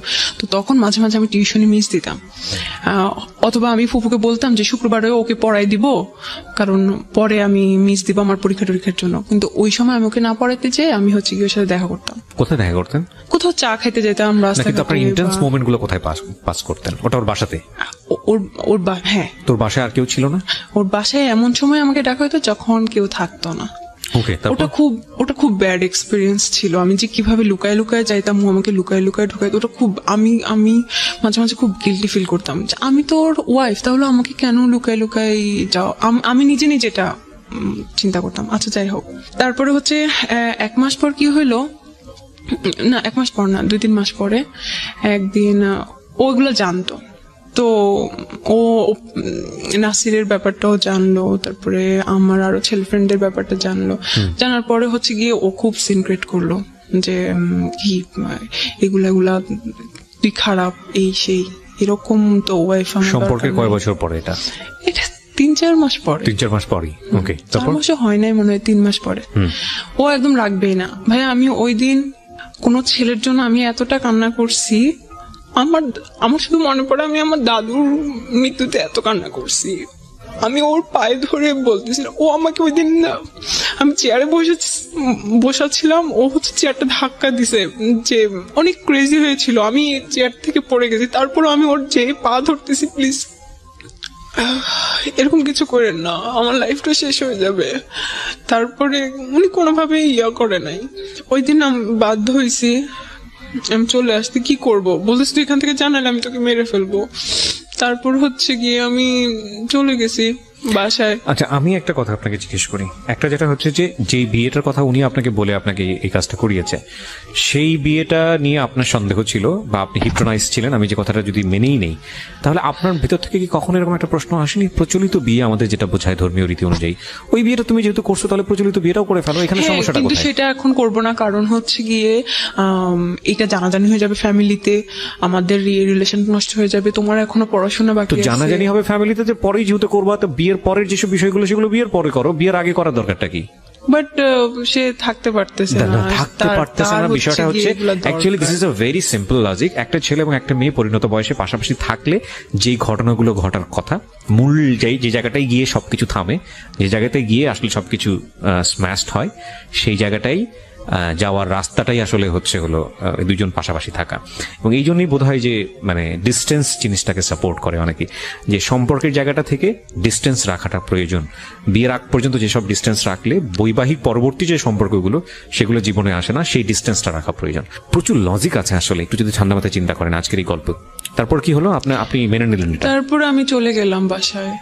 আর হচ্ছে কি ওই 1 মাস আমার লাইফের খুব টার্নিং পয়েন্ট ছিল ভাইয়া। তখন হচ্ছে কি আমি যখন ভার্সিটিতে, তখন নতুন নিউ সেমিস্টার, তখন আমাদেরকে মাত্র সি প্রোগ্রামিং শেখাচ্ছে। আমি কিন্তু খুব ভালো স্টুডেন্ট, আমার ভিতরে একটা কম্পিটিশন নিয়ে, আবার যে ওখানে আমাকে ফার্স্ট হইতে হবে, এইরকম একটা মেন্টালিটি নিয়ে আমি ওখানে ভর্তি হয়েছি।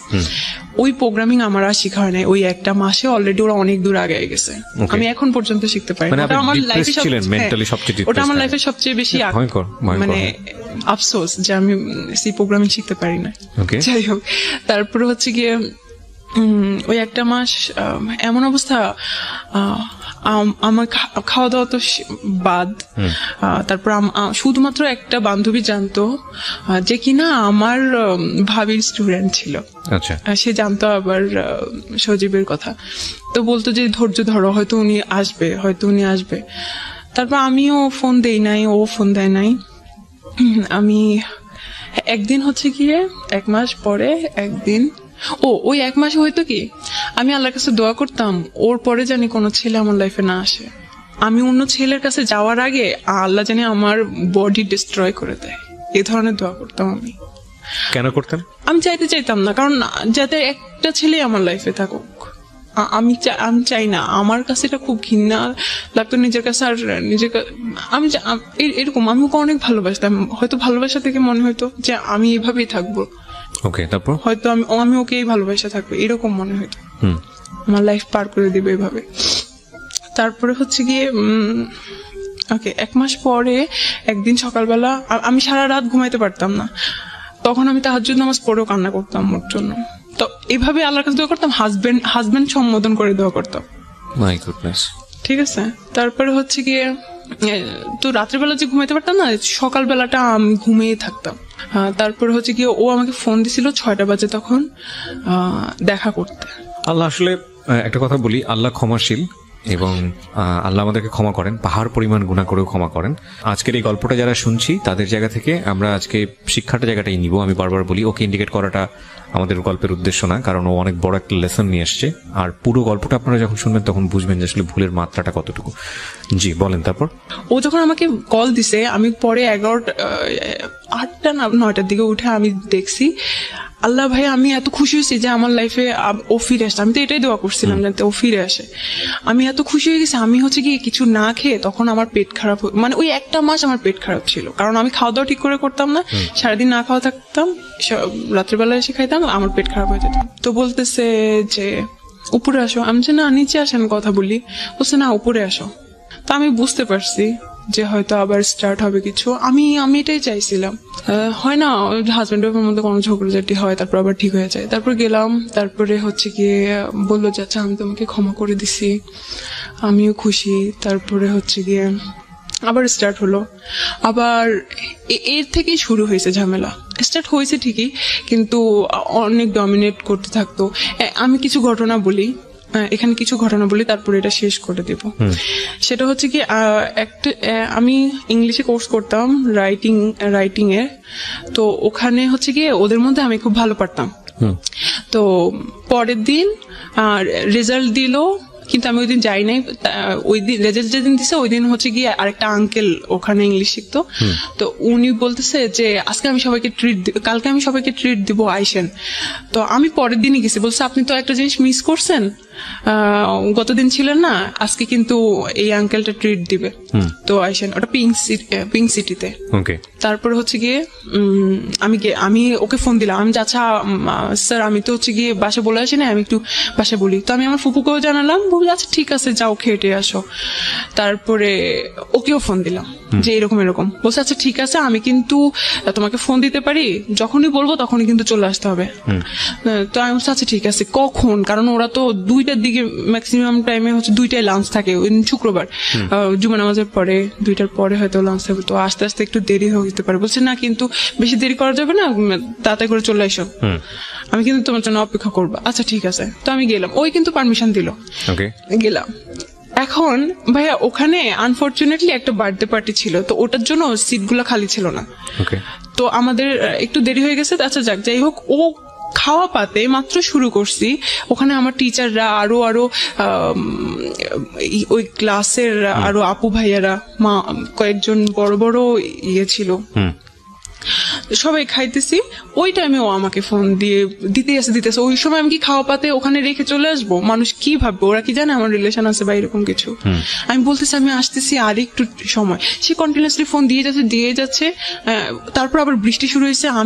আমি যে এরকম করতেছি, তাড়াহুড়া করতেছি, বাসা যেতে বলছে, হ্যাঁ আমি যে তাড়াহুড়া করতেছি, ও স্যাররা বুঝতে পারতেছে যে তুমি এমন করতেছো কেন, বসো। আরে ও চিন্তা করতেছে হয়তো আমি কিছুক্ষণের সময় ফ্রি পেয়েছি বাসার মধ্যে, এতটুকু তুমি যদি মিস করে ফেলো তাহলে ফ্রি পাবো না। ইন্টেন্স গুলো দেখেন আপনারা, এবং এগুলো কিন্তু আমাদের সোসাইটিতে এখন অনেক কমন, খুব কমন স্টোরি। বিশেষ করে মেয়েরা আজকের এই গল্পটা একটু ভালো করে মনোযোগ দিয়ে শোনেন প্লিজ।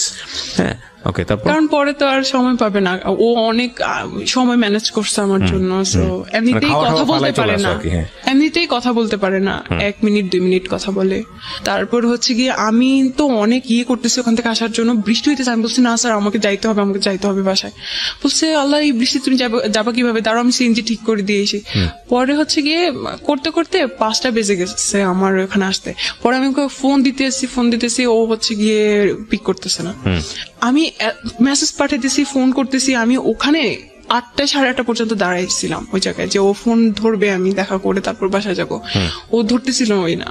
তারপর আমি বলছি আমি কিন্তু এখানে, আমি মাঝে মাঝে খুব করতাম আর কি, ক্রেজি হয়ে যাইতাম। আমি কিন্তু এখানেই দাঁড়ায় থাকবো, আপনি কিন্তু না করলে। ও অনেক ঘাওড়া ছিল, বলছে আচ্ছা ঠিক আছে কতক্ষণ দাঁড়ায় থাকো, জানে তো আমি একটা সময় যাবো ওই বাসায়। 8:30 9টা বেজে গেছে। তারপর হচ্ছে আমি বাসায় চলে আসছি। একটা স্বভাব ছিল কি, কোন ঝামেলা হইলে ও 4 দিন 5 দিন কথা বলতো না, এটা আমার শাস্তি। আচ্ছা যাক, এরকম আমি হচ্ছে গিয়ে ভার্সিটিতে ভর্তি হই, ভার্সিটিতে আসা যাওয়া করতেছি। তারপর আমি হচ্ছে গিয়ে ভাবলাম যে আমার ফুপুর বাসা থেকে ভার্সিটিতে যাইতে প্রত্যেকদিন রিক্সা ভাড়া এটা সেটা অনেক খরচ হয়ে যায়। তো আমি ওখানে মেসে থাকি, ওখানে সাবলেট না মেসে যাই, ওই সব ঠিকঠাক করে দেয়। কয়দিন ঠিক হয়, কয়দিন আবার ঝামেলা হয়, এরকমই হইতে থাকে। আবার আমি হচ্ছে গিয়ে কি করি, ওই যে আমার একটা ফ্রেন্ডের সাথে যে অস্ট্রেলিয়ায় থাকে, ওর সাথে যে আমার ফেসবুকে একটু কথা হয়েছে, আমি ভাবছি যে আচ্ছা ওর সাথে যেহেতু কথা বললে ও রাগ করে, ওর সাথে যে চ্যাটগুলো আমি ওটা ডিলিট করে দেই। তাহলে কারণ অতদিনে আমার ফেসবুক পাসওয়ার্ড আইডি সব ওর কাছে। আচ্ছা, আমার কোনো সমস্যা নাই, আচ্ছা ঠিক আছে। ওটা আপনার কাছে ছিল? কখনো না, আমি চাইও নাই।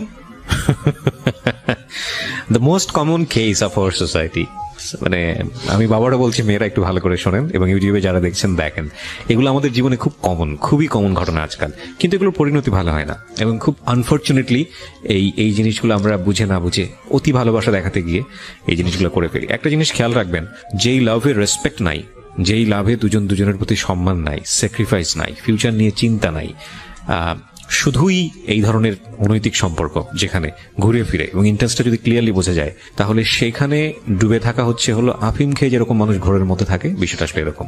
এবং ডেফিনেটলি এটা মেয়েদের জায়গা থেকে খুব বেশি হয়। আফিমটা যতটা পাওয়ারফুল, তার চেয়ে তো কয়েকশো গুণ পাওয়ারফুল বোধ হয় তাদেরকে ইমোশনালি ব্ল্যাকমেইল করলে। ফাইন, ইমোশনালি আপনি তাদেরকে ব্ল্যাকমেইল করেন, they will do anything for you, কিন্তু এটা যে কত ভয়ঙ্কর হয় শেষ পর্যন্ত জীবনে এসে, হ্যাঁ। এবং এটা আসলে বোঝা উচিত। একটা মানুষকে আপনি যদি মনে করেন যে ফাইনালি এই মানুষটা আপনার জীবনের জন্য, তাহলে বিয়ের আগে যে সম্পর্কগুলো এক্সারসাইজ করা উচিত না, সেই সম্পর্কে কোনোভাবেই যাবেন না। এটা বিয়ের পরেরই সম্পর্ক। হ্যাঁ, যদিও আমাদের এই জিনিসগুলো এখন অনেক বেশি ইজি হয়ে গেছে, কমিউনিকেশন অনেক ইজি, ফোনের কারণে হোক বা যে কোনো কারণেই হোক, এগুলোর পরিণতি কিন্তু ভালো না, একদমই ভালো না। হ্যাঁ, যদি কোনো কারণেই বোঝেন যে আপনার প্রায়োরিটি এই ছেলেটার কাছে একটু কম, বা যাকে আপনি চিন্তা করছেন, আপনার এটা মনে করার কোনো কারণ নাই যে ছেলেটাকে ছাড়া আপনি বাঁচবেন না বা এই মেয়েটাকে ছাড়া আপনি বাঁচবেন না, কারণ আল্লাহ হয়তো এর চাইতে ভালো কাউকে না কাউকে আপনার জীবনে রেখেছেন। ডেফিনেটলি যেটা হয় আমাদের জীবনে, আমরা আসলে বুঝি না, আমরা আসলে বুঝতে চাই না, এত বেশি ইমোশনালি থাকি। ইমোশনাল এক ধরনের, এই জন্য হয়তো কেউ বলে যে emotion is one kind of drug, খুব পাওয়ারফুল ড্রাগ।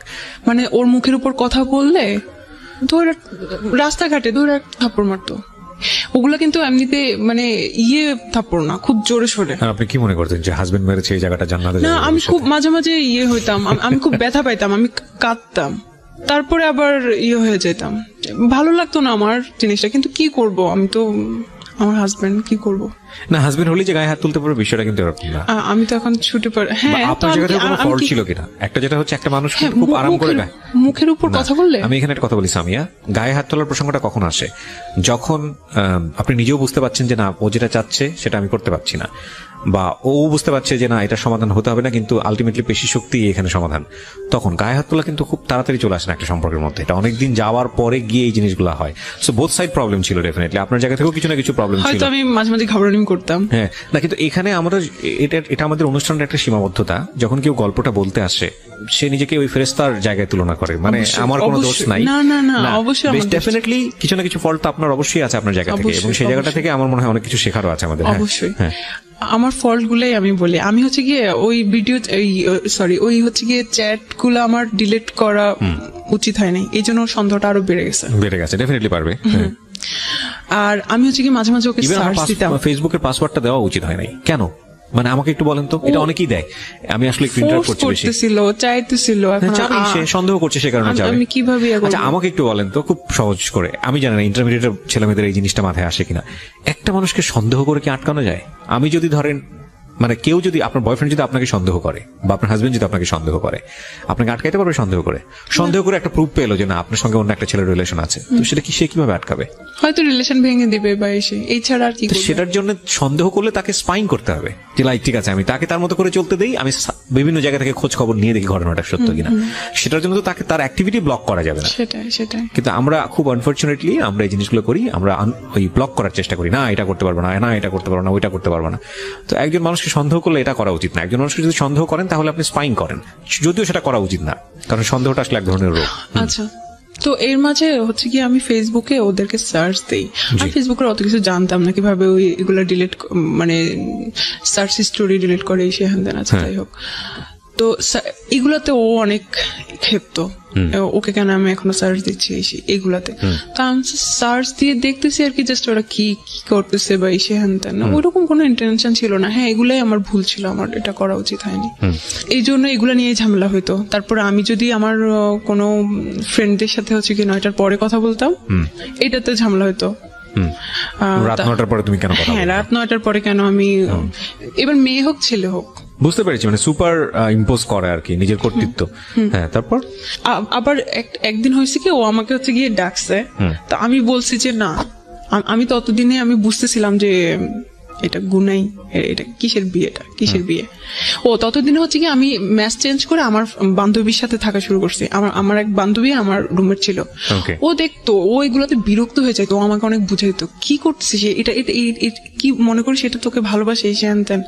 আমি তুই বুঝবি না, বলছে তুই এই ছেলেকে কিভাবে পছন্দ করলি, ওকে দেখতে কেমন দেখা যায়। আমি দেখ, আমি কিন্তু চেহারা দেখে করি নাই, ও কিন্তু অনেক ভালো মনের মানুষ, এই সেই হ্যান ত্যান।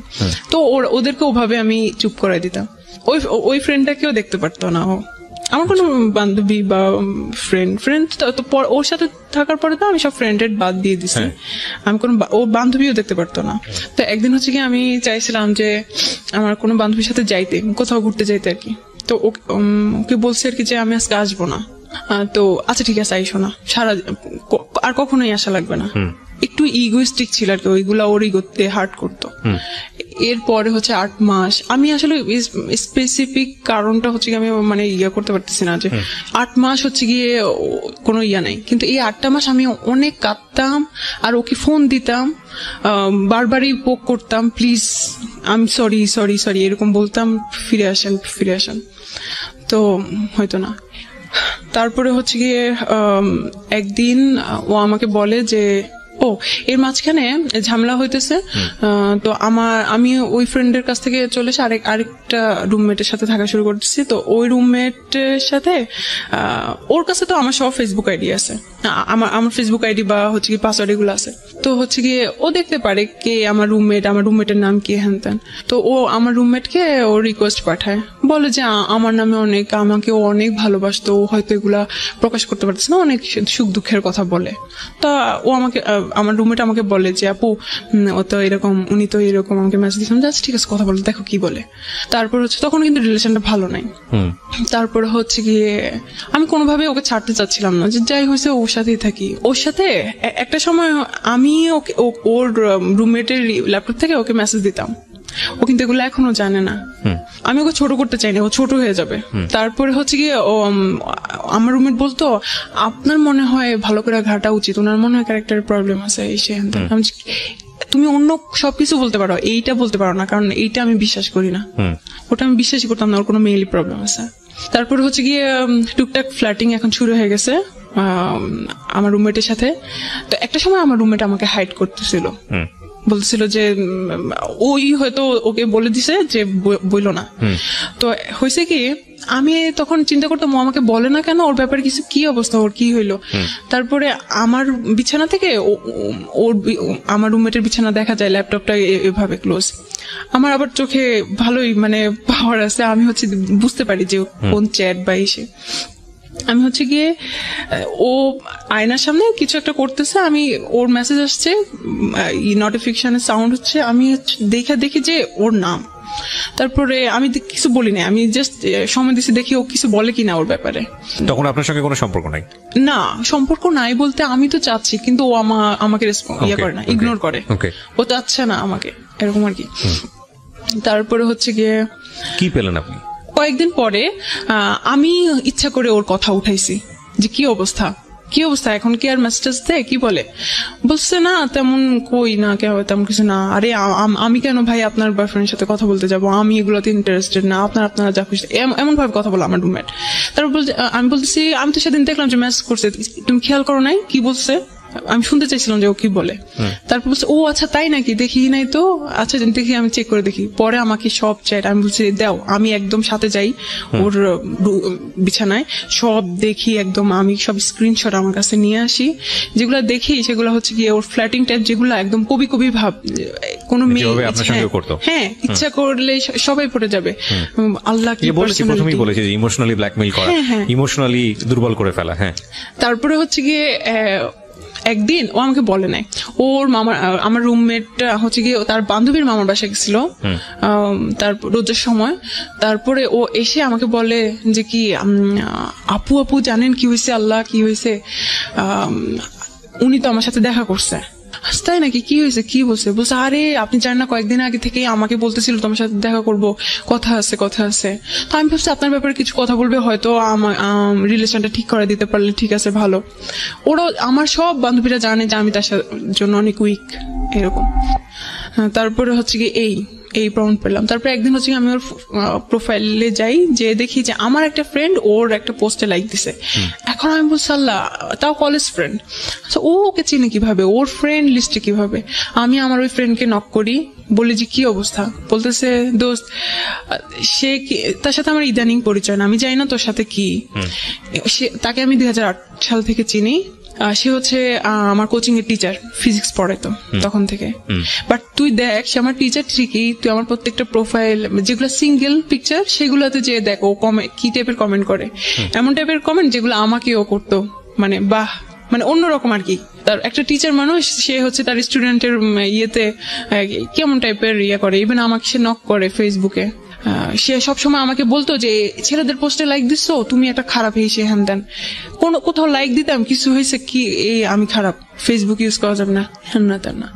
কিন্তু সে যে এগুলো আমি টাইম সহ দেখতেছিলাম, ততদিনে আমি ফেসবুকে অনেক কিছু জানি, টাইম কতদিন কিবার, ও তো এইসব মেয়েদের সাথে ফ্লার্টিং করে আসছিল। ফাইন্ড আউট করে লাভটা কি? আপনি ফাইন্ড আউট করে, ও তো আপনাকে বলে দিয়েছে যে সে আপনাকে আর চায় না, তারপরে ফাইন্ড আউট কেন করছিলেন? ফাইন্ড আউট করতেছিলাম এই জন্য যাতে আমার সুবিধা হয় ওকে হেট করতে, আমি যাতে এনার্জি পাই। You got all those things. Find out করার পর আপনি পেলেন ওকে হেট করার মতো, তারপরে কি হলো? তারপরেও আমি ওকে ফোন দিছিলাম একদিন, ফোন দিয়ে আমি জানি এটা কি হয় আসলে। হ্যাঁ, আমি কোনোভাবেই চাচ্ছিলাম না। তো এসে আমাকে বলে দেখবো তুমি আমাকে কত ভালোবাসো, তোমাকে 4 বছর টাইম দিলাম, তুমি বিসিএস ক্যাডার হবা, ঠিক আছে, বিসিএস ক্যাডার হয়ে তারপরে আমাকে বিয়ে করতে আসবা। তা আমি বলছি এই 4 বছরে তুমি আমার সাথে কোনো কন্ট্যাক্ট করবে না। তা আমি বলছি কন্ট্যাক্ট যদি না করি আমি কিভাবে জানবো আপনি অন্য মেয়েকে আপনার গার্লফ্রেন্ড হয়ে গেছে কিনা বা এসে হয়ে গেছে, কিভাবে জানবো? বলছি সেটা পরে দেখা যাবে, পরে আসলেই জানতে পারবো 4 বছর পরে, আগে বিসিএস ক্যাডার হও তারপরে। আমার কখনো ইচ্ছা ছিল না বিসিএস পরীক্ষা দেওয়ার, কারণ আমি ইঞ্জিনিয়ারিং এ পড়ি, আমার বিসিএস এর প্রতি ইন্টারেস্ট ছিল না। তারপর আমি বলছি আচ্ছা ঠিক আছে, আমি ওই কন্ডিশনেও আমি রাজি হয়ে গেছিলাম, কারণ আমি কোনোভাবেই ওকে হাতছাড়া করতে চাইছিলাম না। আমি পড়াশোনা নেটে সার্চ দিতেছিলাম কি আছে কোথায় কি এভরিথিং, সেই রকম বিসিএস এর প্রিপারেশন নেওয়া শুরু করছি। আমার বাবা মা এদিকে আমাকে ফোন দিছিল, তারা ঢাকায় আসতেছে, আমাকে কোনো একটা ছেলে দেখতে আসতেছে, সুইডেনে থাকে। তারপর হচ্ছে গিয়ে আমি গেলাম, এমন অবস্থা বাসায় মনে যেন আজকে বিয়ে হয়ে যাচ্ছে, এরকম একটা অবস্থা। বাসায় সবাই খুব এক্সাইটেড। ওই ছেলের সাথে আমার যখন কথা হইলো, একটা রুমে আমাদেরকে পার্সোনালি কথা বলতে দিল, আমি খুব নার্ভাস ছিলাম, আমি শুধু হ্যাঁ না করতেছিলাম। ওই ছেলেটাকে খুব পজিটিভ মনে হয়েছিল আমার ব্যাপারে। তারপরে হচ্ছে গিয়ে বলতেছিল দেখা হবে, ওই ছেলেটা আমাকে বলতেছিল দেখা হবে ইনশাল্লাহ, এটা বলে চলে গেছে। কিন্তু ওই ছেলেটাকে আমার ফুফুর পছন্দ হয় নাই, কারণ ছেলেটা একটু বয়স্ক ছিল, হেলদি টেলদি ছিল, আমার সাথে তাকে যাচ্ছিল না। তো বুঝতে কি পাগল হয়ে গেছে, মেয়ের লাইফটা নষ্ট করে দিবি, এসে হ্যান তেন, অনেক ভালো আসবে ইনশাল্লাহ। তো কোনোভাবে ফ্যামিলি থেকে মানা করে দিল। কিন্তু আমি যে ওইটা ফেস করার পরে, এটা আমার লাইফের ফার্স্ট প্রপোজাল ফ্যামিলি থেকে। আমি বাসায় যাওয়ার পর, আমার মেসেজ যাওয়ার পর আমি অনেক চিন্তা করলাম যে আমার বাবা আমার জন্য ছেলে দেখতেছে, সুইডেন থেকে শুরু করছে, তার অনেক টাকা বেতন, সে কিন্তু অনেক এস্টাবলিশ, আর সে তো আমার গায়ে হাত দেওয়ার সাহস পাবে না, আমার বাবা হাত ভেঙে ফেলবে ওর, বা ফ্যামিলি থেকে একটা ইয়া নিবে। আর আমি যাকে পছন্দ করি আমি এভাবে ইগনোর হচ্ছি, আমার ভালোবাসার মূল্য তার কাছে নাই, আমি কোথায় আছি, কি করতেছি আমি, এই ধরনের আমি চিন্তা করতেছিলাম। আমি খুব একটা এনার্জি পাইছি ওই জায়গা থেকে। তো আমি ওকে ফোন দিয়ে বলতেছি আমি আপনাকে আর ফোন দিব না, আমি আপনাকে আর ডিস্টার্ব করবো না, আপনি আপনার মতো থাকেন। এটা বলার পরে সে হাসছে, কারণ আমি এরকম অনেকবার বলছি যে আমি আপনাকে ফোন দিব না, তারপরেও ফোন দিছি। তাই আমি বলছি আচ্ছা ঠিক আছে, আপনি হাসেন আর যাই করেন, এটাই হচ্ছে লাস্ট ফোন। এখানে একটা কথা বলি, আপনাদের মধ্যে কি এমন কোনো কিছু ছিল যেটা তারা সে তাকে আপনাকে ব্ল্যাকমেইল করতে পারতো? সরি আমি এটা স্কিপ করে গেছি। হ্যাঁ, ও হচ্ছে, ওর কাছে আমার 2টা ভিডিও আছে। একটা ভিডিও হচ্ছে গিয়ে খুব অ্যাবনর্মাল, আমি কাঁদতেছিলাম যে আমি সরি, আমি এরকম করবো না, আমি আর ওকে সার্চ দিব না, এদেরকে আর সার্চ দিব না। আর হি ওয়াজ রেপিং মি। এটা ভিডিও করেছে, এটার ভিডিও করছে, এটা ফার্স্ট ভিডিও করছে। বলতেছে আমি এগুলার কাছে দাঁড়াই না, আমি এগুলো পছন্দ করি না, কিন্তু আমার মনে হয় এখন করা উচিত। ও এটা বলছিল, আমি যাই হোক। তারপর এটা ছিল ফার্স্ট পার্ট। আমি জানি, আমি তখন বিশ্বাস করছিলাম ওগুলা ডিলিট করে দিবে, কারণ আমি ওকে অনেক বিশ্বাস করতাম। আচ্ছা, তারপরে সেকেন্ড হচ্ছে গিয়ে ও আরেকটা ভিডিও করছিল, সেটা নর্মাল। এটা তো আপনার সম্মতি ছিল? আমার সম্মতি ছিল, কারণ ওকে একবার তো করছিলই। তারপর বলছে যে এগুলো কিছুই হবে না, এগুলো আমি এমনিতে রেখে দিব। তো আপনি বলেননি যে তুমি এগুলো ডিলিট করে দাও? এবং এগুলো নিয়ে বাংলাদেশে যে পরিমাণ সোশ্যালি যেগুলো একটা ভয়ঙ্কর রকমের ক্রাইম, লাস্ট ফোন কনভারসেশনে কি ছিল? এর মধ্যে যখন ওই যে 8 মাসে আমাদের ব্রেকআপ ছিল, ওই তখনই আমি বলছিলাম প্লিজ এগুলো ডিলিট করে দাও। যদি আমার যদি বিয়ে হয়ে যায়, আমার হাজবেন্ড জানবে যে আমার বউ এরকম আছে, তখন তো এটা ইয়ে হবে। জানো, এটার দাবিদার তো আমিও তো এটাতে রেসপন্স, আমিও এটাতে ইনভলভ, এটা আমার রাখার রাইট আছে। আমি তাহলে যেখানে সম্পর্কই নাই, যেখানে আপনি আমাকে চাচ্ছেনই না, সেখানে এগুলো রেখে লাভ কি আপনার? তো বলতেছে যে সেটা আমি বুঝবো, আমি এটা করবো না, আর তোমার আর কিছু বলার আছে? তারপরে হচ্ছে গিয়ে যেটা কোথায় রাখছে সেটাও আমি জানি। এখনো আপনি জানেন? আমি জানি কোথায় রাখছে। কোথায় রেখেছে? ওর গুগল ড্রাইভে। সবচেয়ে নিশ্চিন্ত জায়গা বাংলাদেশের এখন ছেলেদের এই জায়গাটা, গুগল ড্রাইভ। আমি সেদিন আমার স্যারকে জিজ্ঞেস করছিলাম, আমি খুব software security, sorry cyber security. কথাটা বলা ঠিক হলো না বাংলাদেশের ছেলেদের, কারণ বাংলাদেশের সব ছেলে এরকম না, বাট যারা করে ফ্রড তাদের জন্য বোধহয় একটা খুব সেফ জায়গা হয়ে গেছে গুগল ড্রাইভ। ওকে ভাইয়া, ইদানিং একটু বলি, আমার এই সেমিস্টারে একটা কোর্স আছে সাইবার সিকিউরিটি। তো আমি ইদানিং শিখা শুরু করছি কিভাবে ওয়েবসাইট হ্যাক করে, কিভাবে প্রোটেক্ট করে, কিভাবে ডাটাবেস হ্যাক করে। তো আমি স্যারকে একটা কথা জিজ্ঞেস করছি, স্যার আপনি আমাদেরকে এগুলো শিখেছেন, কিন্তু গুগল ড্রাইভ কিভাবে হ্যাক করে, এটা কি পসিবল? বলছে, হাসতেছিল, যদি এটা পসিবল হতো তাহলে তো তোমারটাই আগে হ্যাক হইতো কোনোভাবে। এটা পসিবল না। হ্যাঁ পসিবল, অবশ্যই, যারা ডেভেলপার তাদের কাছে সবকিছু সেই জায়গাটা নাইবা গেলাম, পসিবল আর ইম্পসিবল। কিন্তু মানে আমি চাচ্ছিলাম, ওকে বলছিলেন যে তুমি এটা ডিলিট করে দাও, বাট কেউ যদি এটা কখনো করে কারো কাছে, করার পর আপনার সামনে ডিলিট করলে এটা যে কপি নাই, আপনি ইনশিওর হবেন কিভাবে শিওর হব? হয়তো সে অন্য একটা ইমেল আইডি ক্রিয়েট করে, জানি না, গুগল ড্রাইভে রাখলেও আপনি এটা নিশ্চিত হতে পারবেন না, কারণ কোন একটা মানুষ যদি আপনি যদি 100% শিওর থাকেন এটা ফার্স্ট কপি, লাইক আপনার সেলফোনে করেছে বা অন্য কোথাও করেছে, প্রথমত করাটাই অন্যায়। করার পরে যদি আপনি নিশ্চিত থাকেন যে এটা ফার্স্ট কপি এবং সেই ফোনটা আপনি সিজ করে ফেললেন বা সেখান থেকে ডিলিট করে দিলেন, কিন্তু তারপরও অনেক সময় নিশ্চিত হওয়া যায় না। আর আপনি যেহেতু তাকে স্পেস দিয়েছেন, সেইখানে পারলে 100টা কপি করে ফেলেছে, এখন তো আপনি নিশ্চিত হতে পারবেন না। It's a police case.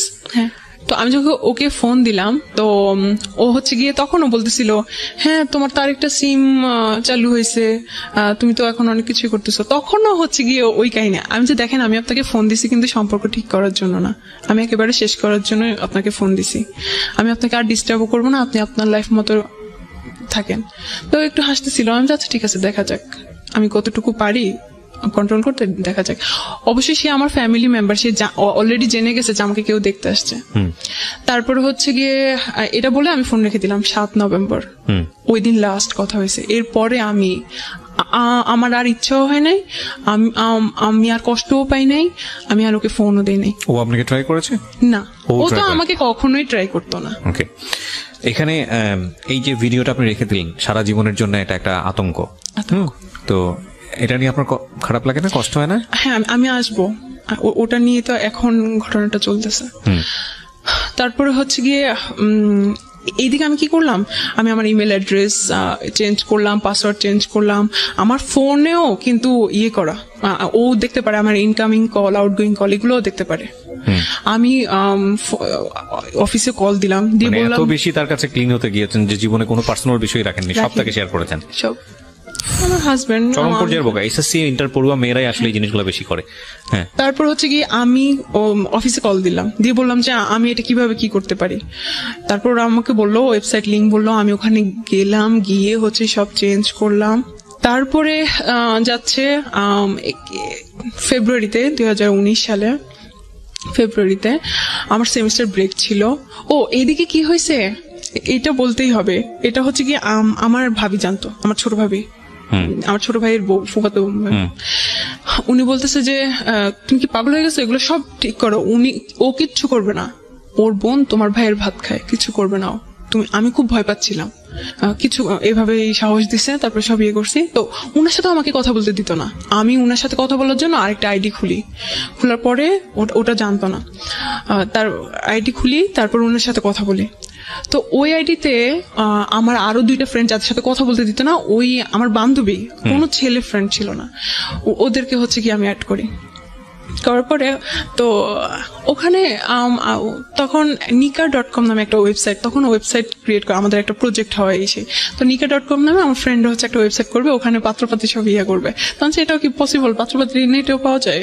তারপর হচ্ছে আমি হ্যাঁ তুই সার্চ দিয়ে দেখিস এরকম অনেক ওয়েবসাইট আছে।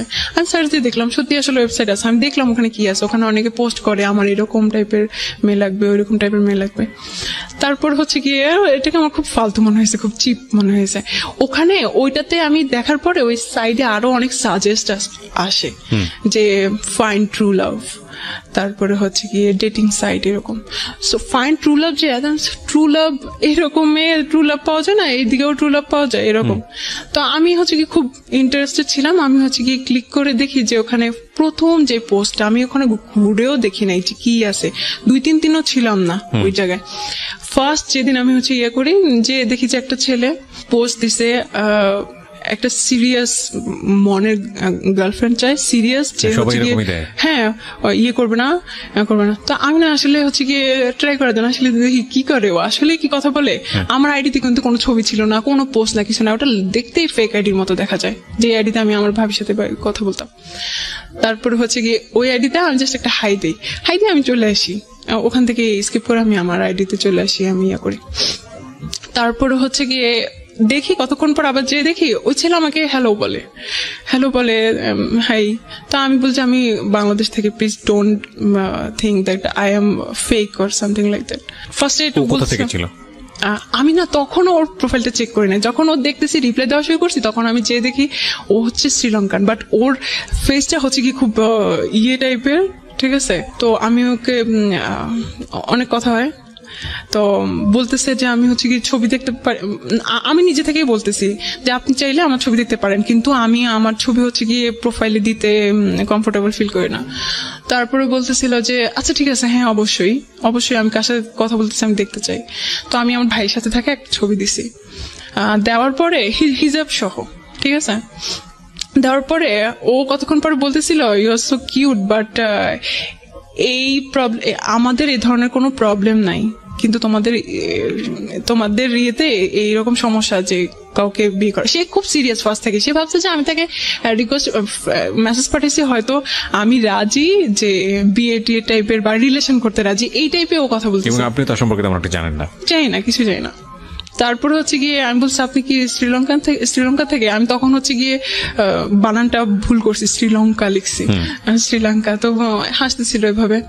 তারপরে হচ্ছে গিয়ে বলতেছে যে এটা আমি আসলে চাই না আমার জন্য কোনো কমপ্লেক্সিটিতে তুমি পড়ো, কারণ তোমাদের ইসলামে হচ্ছে গিয়ে এটা পারমিট করে না।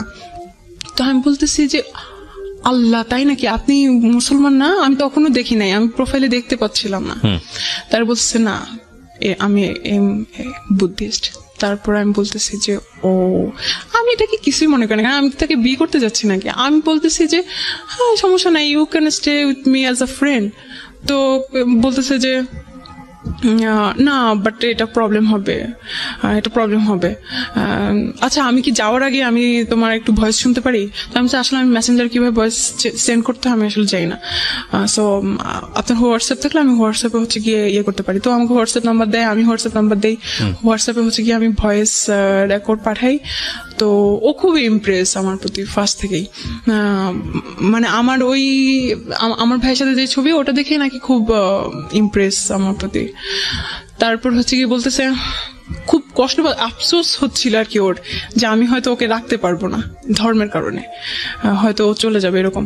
তাই আমি আসলে হ্যাঁ এটা পসিবল।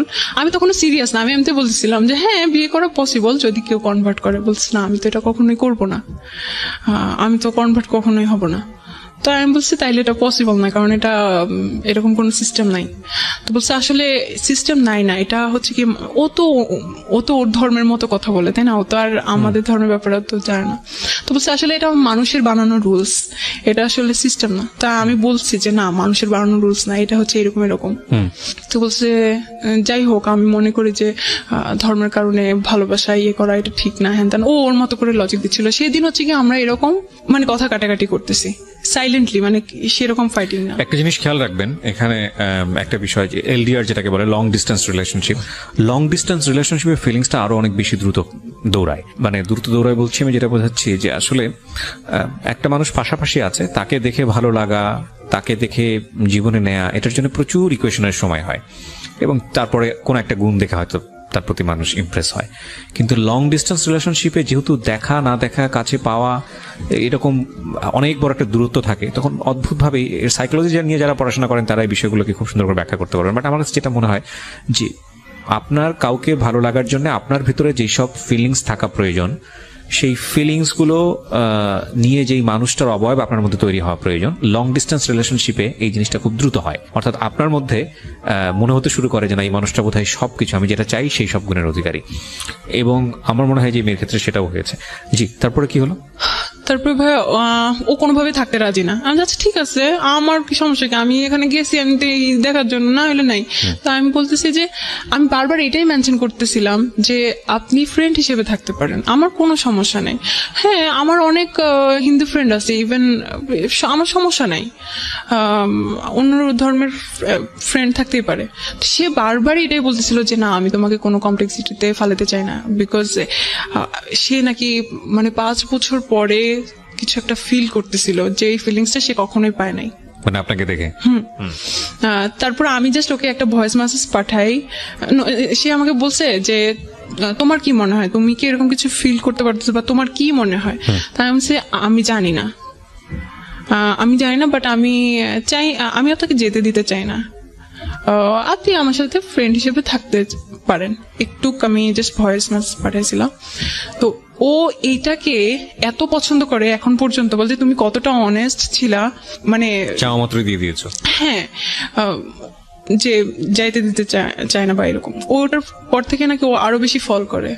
তারপরে হচ্ছে গিয়ে বলতেছে নাকি ও বাংলা জানে না? না, বাংলা জানে না, হিন্দি জানে, ইংলিশ জানে, এরকম। তো বলতেছে যে আচ্ছা please let's make a plan, কিভাবে আমরা হচ্ছে কি একসাথে হতে পারি। তো আমি কিরকম প্ল্যান, আমি না খুব ইন্টারেস্টেড ছিলাম যে দেখি ও কিভাবে আমাকে ট্রিট করে, ও আমাকে জন্য এতই হয়ে গেছে, এত সিরিয়াস হয়ে গেছে, আমি অবাক হচ্ছিলাম। আমি আবারও একটু ইন্টারাপ্ট করছি, আজকে আমি বেশি ইন্টারাপ্ট করছি, ক্ষমা চেয়ে নিচ্ছি এবং সেটার প্রয়োজন আছে বলেই। আজকের এই যে সিক্রেটসটা, পুরো সিক্রেটসটা এখানে রিভিল হচ্ছে। বিয়ে বলতে যেটা বুঝি যে কারোর সঙ্গে কারো সংসার হওয়া, কিন্তু বিয়ের হওয়ার আগে বিয়ে পূর্ববর্তী যে বিষয়গুলো, বিয়ে নিয়ে জ্ঞান দেওয়া, প্রপার মানুষকে সিলেক্ট করা, কার সঙ্গে বিয়ে হতে পারে, বিয়ে হলে কি হয়, এই বিষয়গুলো নিয়ে যে জ্ঞান দেওয়া, পরিবার থেকে আসুক বা পরিবারের অন্যান্য সদস্যদের কাছ থেকে আসুক, যে সময় তাদেরকে এই জ্ঞানটা দেওয়া প্রয়োজন, সেটা না হলে কি হতে পারে একটা মেয়ের জীবনে কিংবা একটা ছেলের জীবনে, মূল জায়গাটা এতক্ষণে আপনারা হয়তো রিভিল করতে পারবেন। কারণ আরেকটা ভয়ানক রকমের ঘটনা যেটা ওর জীবনে ঘটেছে, আমি জানি না এটা রেজাল্ট কি, বাট আমাদের জায়গা থেকে এটা ভয়ানকই মনে হবে। ঠিক আছে, আমরা সেদিকে আগাতে চাই। জি বলেন। তারপর হচ্ছে গিয়ে একটা প্ল্যান মেক করা শুরু করছে। ইভেন এটা বলে যে আমার মনে হয় তোমার বাবা আমাকে পছন্দ করবে। তারপর নিজে থেকে সে নিজের দিতেছিল, সে কি করে না করে। সে সফটওয়্যার ইঞ্জিনিয়ারিং এ পড়াশোনা করছে, সে এখন এই চাকরি করে, খুব ভালো বেতন। ভাই আমি এগুলো শুনতে চাচ্ছি না, এগুলো তো সে এখানে এসে কেন পাত্রী খুঁজছে? এত ভালো সেখানে সে কেন পাত্রী খুঁজছে? সেও কি কিউরিওসিটির জায়গা থেকে এখানে এসছে নাকি আপনার মতোই জাস্ট? আমি এটা আজ পর্যন্ত জানি না, জানা উচিত। হ্যাঁ, এগুলো ভুল, এগুলো বড় রকমের ভুল। আমি অবশ্যই জানবো। তারপর হচ্ছে গিয়ে ও বলতেছে আচ্ছা ঠিক আছে, আমার বাংলাদেশি ফ্রেন্ড আছে, তুমি চাইলে কিন্তু আমি তোমার বাবার কাছে প্রস্তাব পাঠাতে পারি, এবং সে আমার বাবা আমার সাথে কথা বলতে পারে। একদম এভাবে সিরিয়াস সে। ভাই আল্লাহর রাস্তায় মাপ চাই, আমার বাবার কাছে পাঠাতে চাও না, উল্টা আমাকে ফোর্স করে বিয়ে দিয়ে দিবে, তোমার জন্য আমার পড়াশোনা বাদ হয়ে যাবে। বলতেছে তাহলে কি করা যায়? আমার মনে হয় তোমার বাবা আস্তে আস্তে। একদিনের কথোপকথনই? একদিনে সুপার ফাস্ট। হ্যাঁ, আমি বলতেছি যে আদারওয়াইজ তো আমরা হয়ে যাবো, তাই না, ডিসকানেক্ট হয়ে যাবো। আচ্ছা ঠিক আছে ভাই, তুমি তোমার মতো থাকো, আমি আমার মতো থাকি। এই জন্য ও এটা এতটুকু পর্যন্ত। কেন ডিসকানেক্ট হবেন? আপনার হোয়াটসঅ্যাপ ইউজ করতে পারতো, মানে আপনার সেটা মানে আপনাকে হোয়াটসঅ্যাপে কানেক্ট করতে পারতো বা অন্যান্য মাধ্যমে সে আসতে পারতো। হ্যাঁ, কিন্তু একটা মানুষ যখন বলবে যে আচ্ছা ঠিক আছে আমি তোমাকে আর ডিস্টার্ব করবো না, আচ্ছা ঠিক আছে ওকে বাই, দেন তারপরে ও আসবে কিভাবে? ঘটনা যেটা ঘটেছে যে উনি হচ্ছেন বুদ্ধিস্ট আর আমাদের এই বোনটি হচ্ছে মুসলমান। সো প্রথম বাধাটাই ছিল হচ্ছে ধর্ম, এবং এই বাধা এবং আমরা স্টে করবো কিনা, দুটো জিনিস একসাথে মুভ করেছে। তো সম্পর্ক হওয়ার ক্ষেত্রে যদি প্রথম থেকেই বাধা থাকে, সেই সম্পর্কটা খুব তীব্রতর হয়, এবং এটা ওদের ক্ষেত্রে হয়েছে। প্রথম দিনই দেখছে থাকবো না, আসলে জয়ী হবে কি, থাকবো না। হ্যাঁ, তখন দেখা গেছে যে না, এই বললাম না যে ফুল অফ ইমোশন। হ্যাঁ, তারপর হচ্ছে কি আমি আসলে এত কমপ্লেক্সিটির মধ্যে জড়াইতেই চাইছিলাম না, কারণ না ভাই একটা জিনিস থেকেও করতে আমার ওই রিলেশনের সাথে এই সম্পর্কে যাওয়ার যে পসিবিলিটি ক্রিয়েট হচ্ছে, সেটার গ্যাপ কতখানি? মানে আগের রিলেশনটা ব্রেকআপ হয়েছে কত আগে?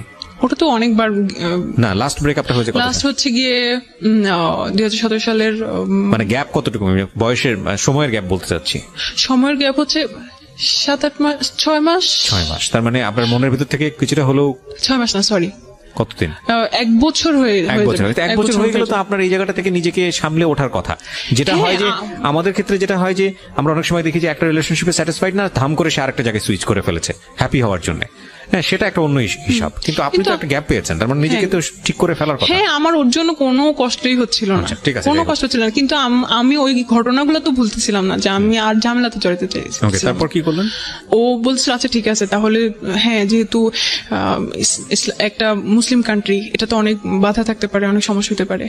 ইন্ডিয়া এরকম করে কি মেরে ফেলে, ইন্ডিয়া এই ধরনের প্রবলেম। আপনাদের কথোপকথন? হ্যাঁ, আমরা এগুলা বলছি, তো এরকম অনেক ঘটনা আছে। তারপর হচ্ছে কি বলতেছে আচ্ছা তাহলে কি করা যায়, তাহলে তোমার কি এরকম কোনো প্ল্যান আছে বাইরে যেয়ে তুমি পড়াশোনা করবে? আমি হ্যাঁ এটা তো আমার আগে থেকে প্ল্যান আছে। তো বলছে হ্যাঁ এটা খুব ভালো বুদ্ধি, তাহলে হচ্ছে কি আমরা তুমি পড়াশোনার জন্য বাইরে যাবে, দেন আমরা ওখানে মিট করবো। আমি ভাই এখনো তো অনেক দেরি, ওটা বলছে সমস্যা নেই আমি অপেক্ষা করবো। তারপরে হচ্ছে গিয়ে আমি বলছি আচ্ছা ঠিক আছে দেখা যাক। তারপরে কথাবার্তা হয়। এখানে আমি ওকে বোঝানোর চেষ্টা করি যে আমাদের ইসলামটা অনেক সুন্দর, এটা অনেক পিসফুল। মানে সামহাউ আপনি ওকে চিন্তা করছিলেন যে ওকে কনভার্ট করা যায় কিনা? হ্যাঁ, কারণ আমি তো অতটুকু পর্যন্ত আমার মেন্টালিটি যায়, মানে অতটুকু পর্যন্ত আমি চিন্তাই করি নাই। আর আমি তো অতক্ষণ পর্যন্ত এত সিরিয়াস ছিলাম না, এত ভালোবাসা বা আমি চাচ্ছিলাম যে একটা ছেলে আমাকে পছন্দ করে, একটা অন্য রিলিজিয়নের, আচ্ছা ঠিক আছে দেখি ও হয়তো ভালো আমাকে ভালোবাসে। আপনাকে মানে আমি বুঝলাম না, একদিনের মধ্যে আপনাকে পছন্দ করে ফেলেছে? হ্যাঁ, এবং সে বিয়ে শাদী করার জন্য রাজি? হ্যাঁ। তো ও জানতো না ওর ধর্মের সঙ্গে আপনি যান না, ক্লাস করেন? বলতেছে ওদের কোনো সমস্যা নাই, ওদের এই ধরনের কোনো প্রবলেম নাই। এটা ওর কথা ছিল? হ্যাঁ, ওর ফ্যামিলিতে এই ধরনের কোনো প্রবলেম নাই। ভাইয়া একদিন হচ্ছে গিয়ে আমি একদম ডিসিশন নিয়েই ফেলি যে আমি এই ঝামেলায় জড়াবো না, এখানে আমাদের স্টপ করা উচিত। আমি ওকে এভাবে ডিরেক্টলি বলি যে উই শুড স্টপ হিয়ার। তারপরে বলছিস কেন, শুধু ধর্মের কারণে? আল্লাহ আমাকে হচ্ছে গিয়ে মুসলমান করে বানায় নাই, ইভেন বাংলাদেশে বানায় নাই দেখে হচ্ছে কি তুমি এটা করতে চাচ্ছ? আমি যে হ্যাঁ, এটার জন্যই। সেদিন খুব বড় ধরনের একটা হয়েছিল। তারপর হচ্ছে কি আমি বলছি যা বাদ। আমি চিন্তা করতেছিলাম এই ছেলেটা আমার জন্য এত উইক হয়ে গেছে। আমাকে কখনো লাইফে কেউ বলে নাই যে তুমি অনেক সুন্দর, তুমি অনেক ভালো, অনেক অনেস্ট, কেউ বলে নাই। বাট তারপর আমি শুধু ধর্মের জন্য ওকে করে দিচ্ছি যে আমার দরকার নাই। তারপরে হচ্ছে গিয়ে ও খুব ইমোশনাল হয়ে গেছিল। আমি ওর সবকিছু করছি, ইগনোর করছি। দরকার নেই ইমোশন আমাকে একবার খেয়ে ফেলছে। তারপর আরেকটা জিনিস তো আছে ট্রাস্ট। আমি তো ওভাবে ওকে ফুললি ট্রাস্ট করতেই পারতেছি না। ও কেন আমাকেই করতে আসবে? আমাকে দেখে না আমি এরকম। আর ও বলতো যে আমি ফার্স্টেই বলছি যে আমি শর্ট, আমার রিলেশন ছিল অতদিনে। আমি রিলেশনের কথা বলছি যে এরকম ও অনেক লম্বা, সেই একটু ফ্যাটি। তো আমি বলছি না, আমি তো ওর সাথে জীবনও যাব না। দেখে নাই, করে নাই, ট্রাস্টের একটা ব্যাপার আছে, তার মধ্যে এত ঝামেলাতে আমি যাব না। আমি হচ্ছে কি ওই দিন ক্লোজ করলাম। ও হচ্ছে অনেক ক্রেজি হয়ে গেছিল, অনেক উথাল পাতাল করতেছিল, আর অনেক মেসেজ পাঠাতেছিল, তুমি কি এই জন্যই আমাকে ছেড়ে যাবা? আর কোনো কারণ আছে? আমি কি করতে পারি? আমি কি করব? হয়তো তুমি সামিয়া, তুমি জানো না আমি তোমাকে কত ভালোবাসি। এইগুলো ফাইনালি আপনি বলেন তাকে তুমি আমার এই কারণে সমস্যা। আমি বলছি সে ওটা করবে না। পয়েন্ট, আপনি শেষ পর্যন্ত কোন জায়গায় আসলেন, কি করলেন? দেন হচ্ছে কি আমি ওই দিন একটা অ্যান্সার পেলাম। ওর এই ক্রেজিনেস গুলো দেখে আমি নিজেও অনেক উইক হয়ে গেছিলাম আর কি। ততদিনে আমিও কিছু ফিল করতেছিলাম। তারপর হচ্ছে কি আমি বলতেছিলাম যে নামাজ পড়লাম যাতে আমি একটা ভালো আনসার পাই। আমি কোরআন শরীফ পড়লাম। তারপর একটা সময় মনে হলো যে ও তো ওর কবরে শুবে, আমি তো অবশ্যই চেষ্টা করব, অবশ্যই আমার লাস্ট ব্রেথ পর্যন্ত। আর দোয়া করতে থাকবো আল্লাহ জানি ওকে হেদায়েত দেয়, কারণ হেদায়েতের মালিক আল্লাহ। আল্লাহ যদি না করে আমি কিছু করতে পারবো না। আর যদি না হয় ও ওর জন্য শাস্তি পাবে, ও ওর কাজের জন্য শাস্তি পাবে, ও ওর কবরে, আর আমি আমার কাজের জন্য শাস্তি পাবো। মানে আপনি তো এগ্রি করেই ঝাঁপ দিয়েছেন? হ্যাঁ। দেন আমি ওকে বললাম আচ্ছা ওকে ফাইন, হ্যাঁ। তারপরে আমি বলতেছি আচ্ছা ঠিক আছে, তাহলে এই যে আমরা ভিডিওতে কথা বলতেছি, আমি চিন্তা করলাম যে ভিডিও কলে যে আমরা কথা বলবো, আমি শুনছি অনেকে অনেক কাহিনী করে, অনেক খারাপ কথাবার্তা বলে। তো এগুলো করলে হয়তো আমার অবশ্যই আবার ইসলামে এটা জায়েজ গুনাহ হবে বা একটা সিকিউরিটি বা সবকিছু। আমি বললাম আচ্ছা ঠিক আছে, যেহেতু বিয়ে করবোই ডিসিশন নিয়েছি, বিয়ে করে ফেলবো। তার কথা হচ্ছে গিয়ে আমি 6 মাস পরে, মানে 6 মাস ওর চাকরিতে 6 মাস কমপ্লিট হওয়ার পরে আসবে, কিন্তু ততদিনে হচ্ছে 3 মাস আর কি, মেতে এরকম ওর 6 মাস পূরণ হয়। বলছে তখন আসবো। আমি আচ্ছা ঠিক আছে, তখনই আমরা বিয়ে করবো। এখন বিয়ে যে করবো, এটা কিভাবে বিয়ে করবো, কি করবো, এগুলা সব আমরা হচ্ছে কি ও নেটে সার্চ দিতে থাকলো, আমি নেটে সার্চ দিতে থাকলাম কিভাবে কি করা যায়। তারপরে হচ্ছে কি এইদিকে বিয়ে করবো, তো আমি ঠিক আছে বুঝলাম বিয়ে করবো, আমি ওকে বলছি। বাট একটা যে বিশ্বাসের জায়গা, ও যে আসলেই ভালো মানুষ, ও যে আসলে রিয়েল, এটা আমি বিশ্বাস করতে এত অন্ধবিশ্বাস করি নাই আর কি। তো ও আমাকে বারবার বলতেছিল প্লিজ পাসপোর্ট বানাও, কারণ তোমার বাবা যদি এটা কোনোভাবে জানে বা কিছু, কারণ বিপদ আপদে নাই, তোমাকে জোর করে বিয়ে দিয়ে দিবে, তখন আমার কি হবে? পাসপোর্ট বানাও যাতে কোনো প্রবলেম হলে আমি ভিসা ঠিক করে তোমাকে নিয়ে আসতে পারি। তো আমি বলছিলাম আমি তো স্টুডেন্ট মানুষ, আমার বাবা সব, আমার এক্সট্রা কোনো টাকা থাকে না পাসপোর্টের জন্য। তখন হচ্ছে গিয়ে 3000 সামথিং আপনাকে পাঠিয়ে দিয়েছে এবং আপনি বিশ্বাস করে ফেলেছেন? না, ও আমাকে পাঠিয়ে দিচ্ছে, বলছে যে আচ্ছা ইমার্জেন্সিটা করতে।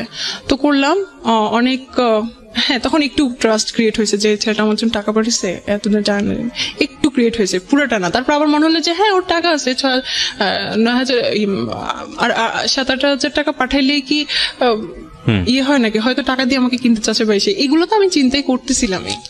তারপরে আবার কি করছে, এখন আমি ওকে বলতেছিলাম আচ্ছা না, আমি একটা অত ইনডিটেইলে যাচ্ছি না, আমি একটা জিনিস একটু বলেন আমাকে। Somehow you trust him, right? আপনি তাকে ট্রাস্ট করেছেন, বিয়েটা আপনারা করেছেন কি করেন নাই? হ্যাঁ, বিয়েটা করেছেন? আমরা বিয়ে কিভাবে করেছি। করেছেন? আমরা হচ্ছে গিয়ে কোর্টে গিয়ে করেছেন?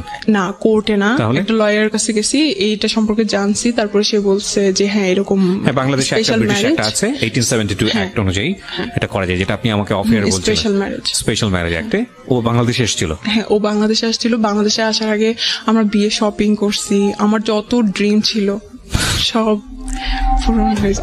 ওকে সামিয়া, আপনি ওই বিষয়গুলোতে আমি যেতে চাচ্ছি না, কারণ মানুষ এখন অনেক কষ্ট পাবে আপনার কথা শুনে, হয়তো রাগ করবে, because we live in the society, আমাদের একটা ধর্ম আছে, আমাদের কিছু নিয়ম কানুন আছে।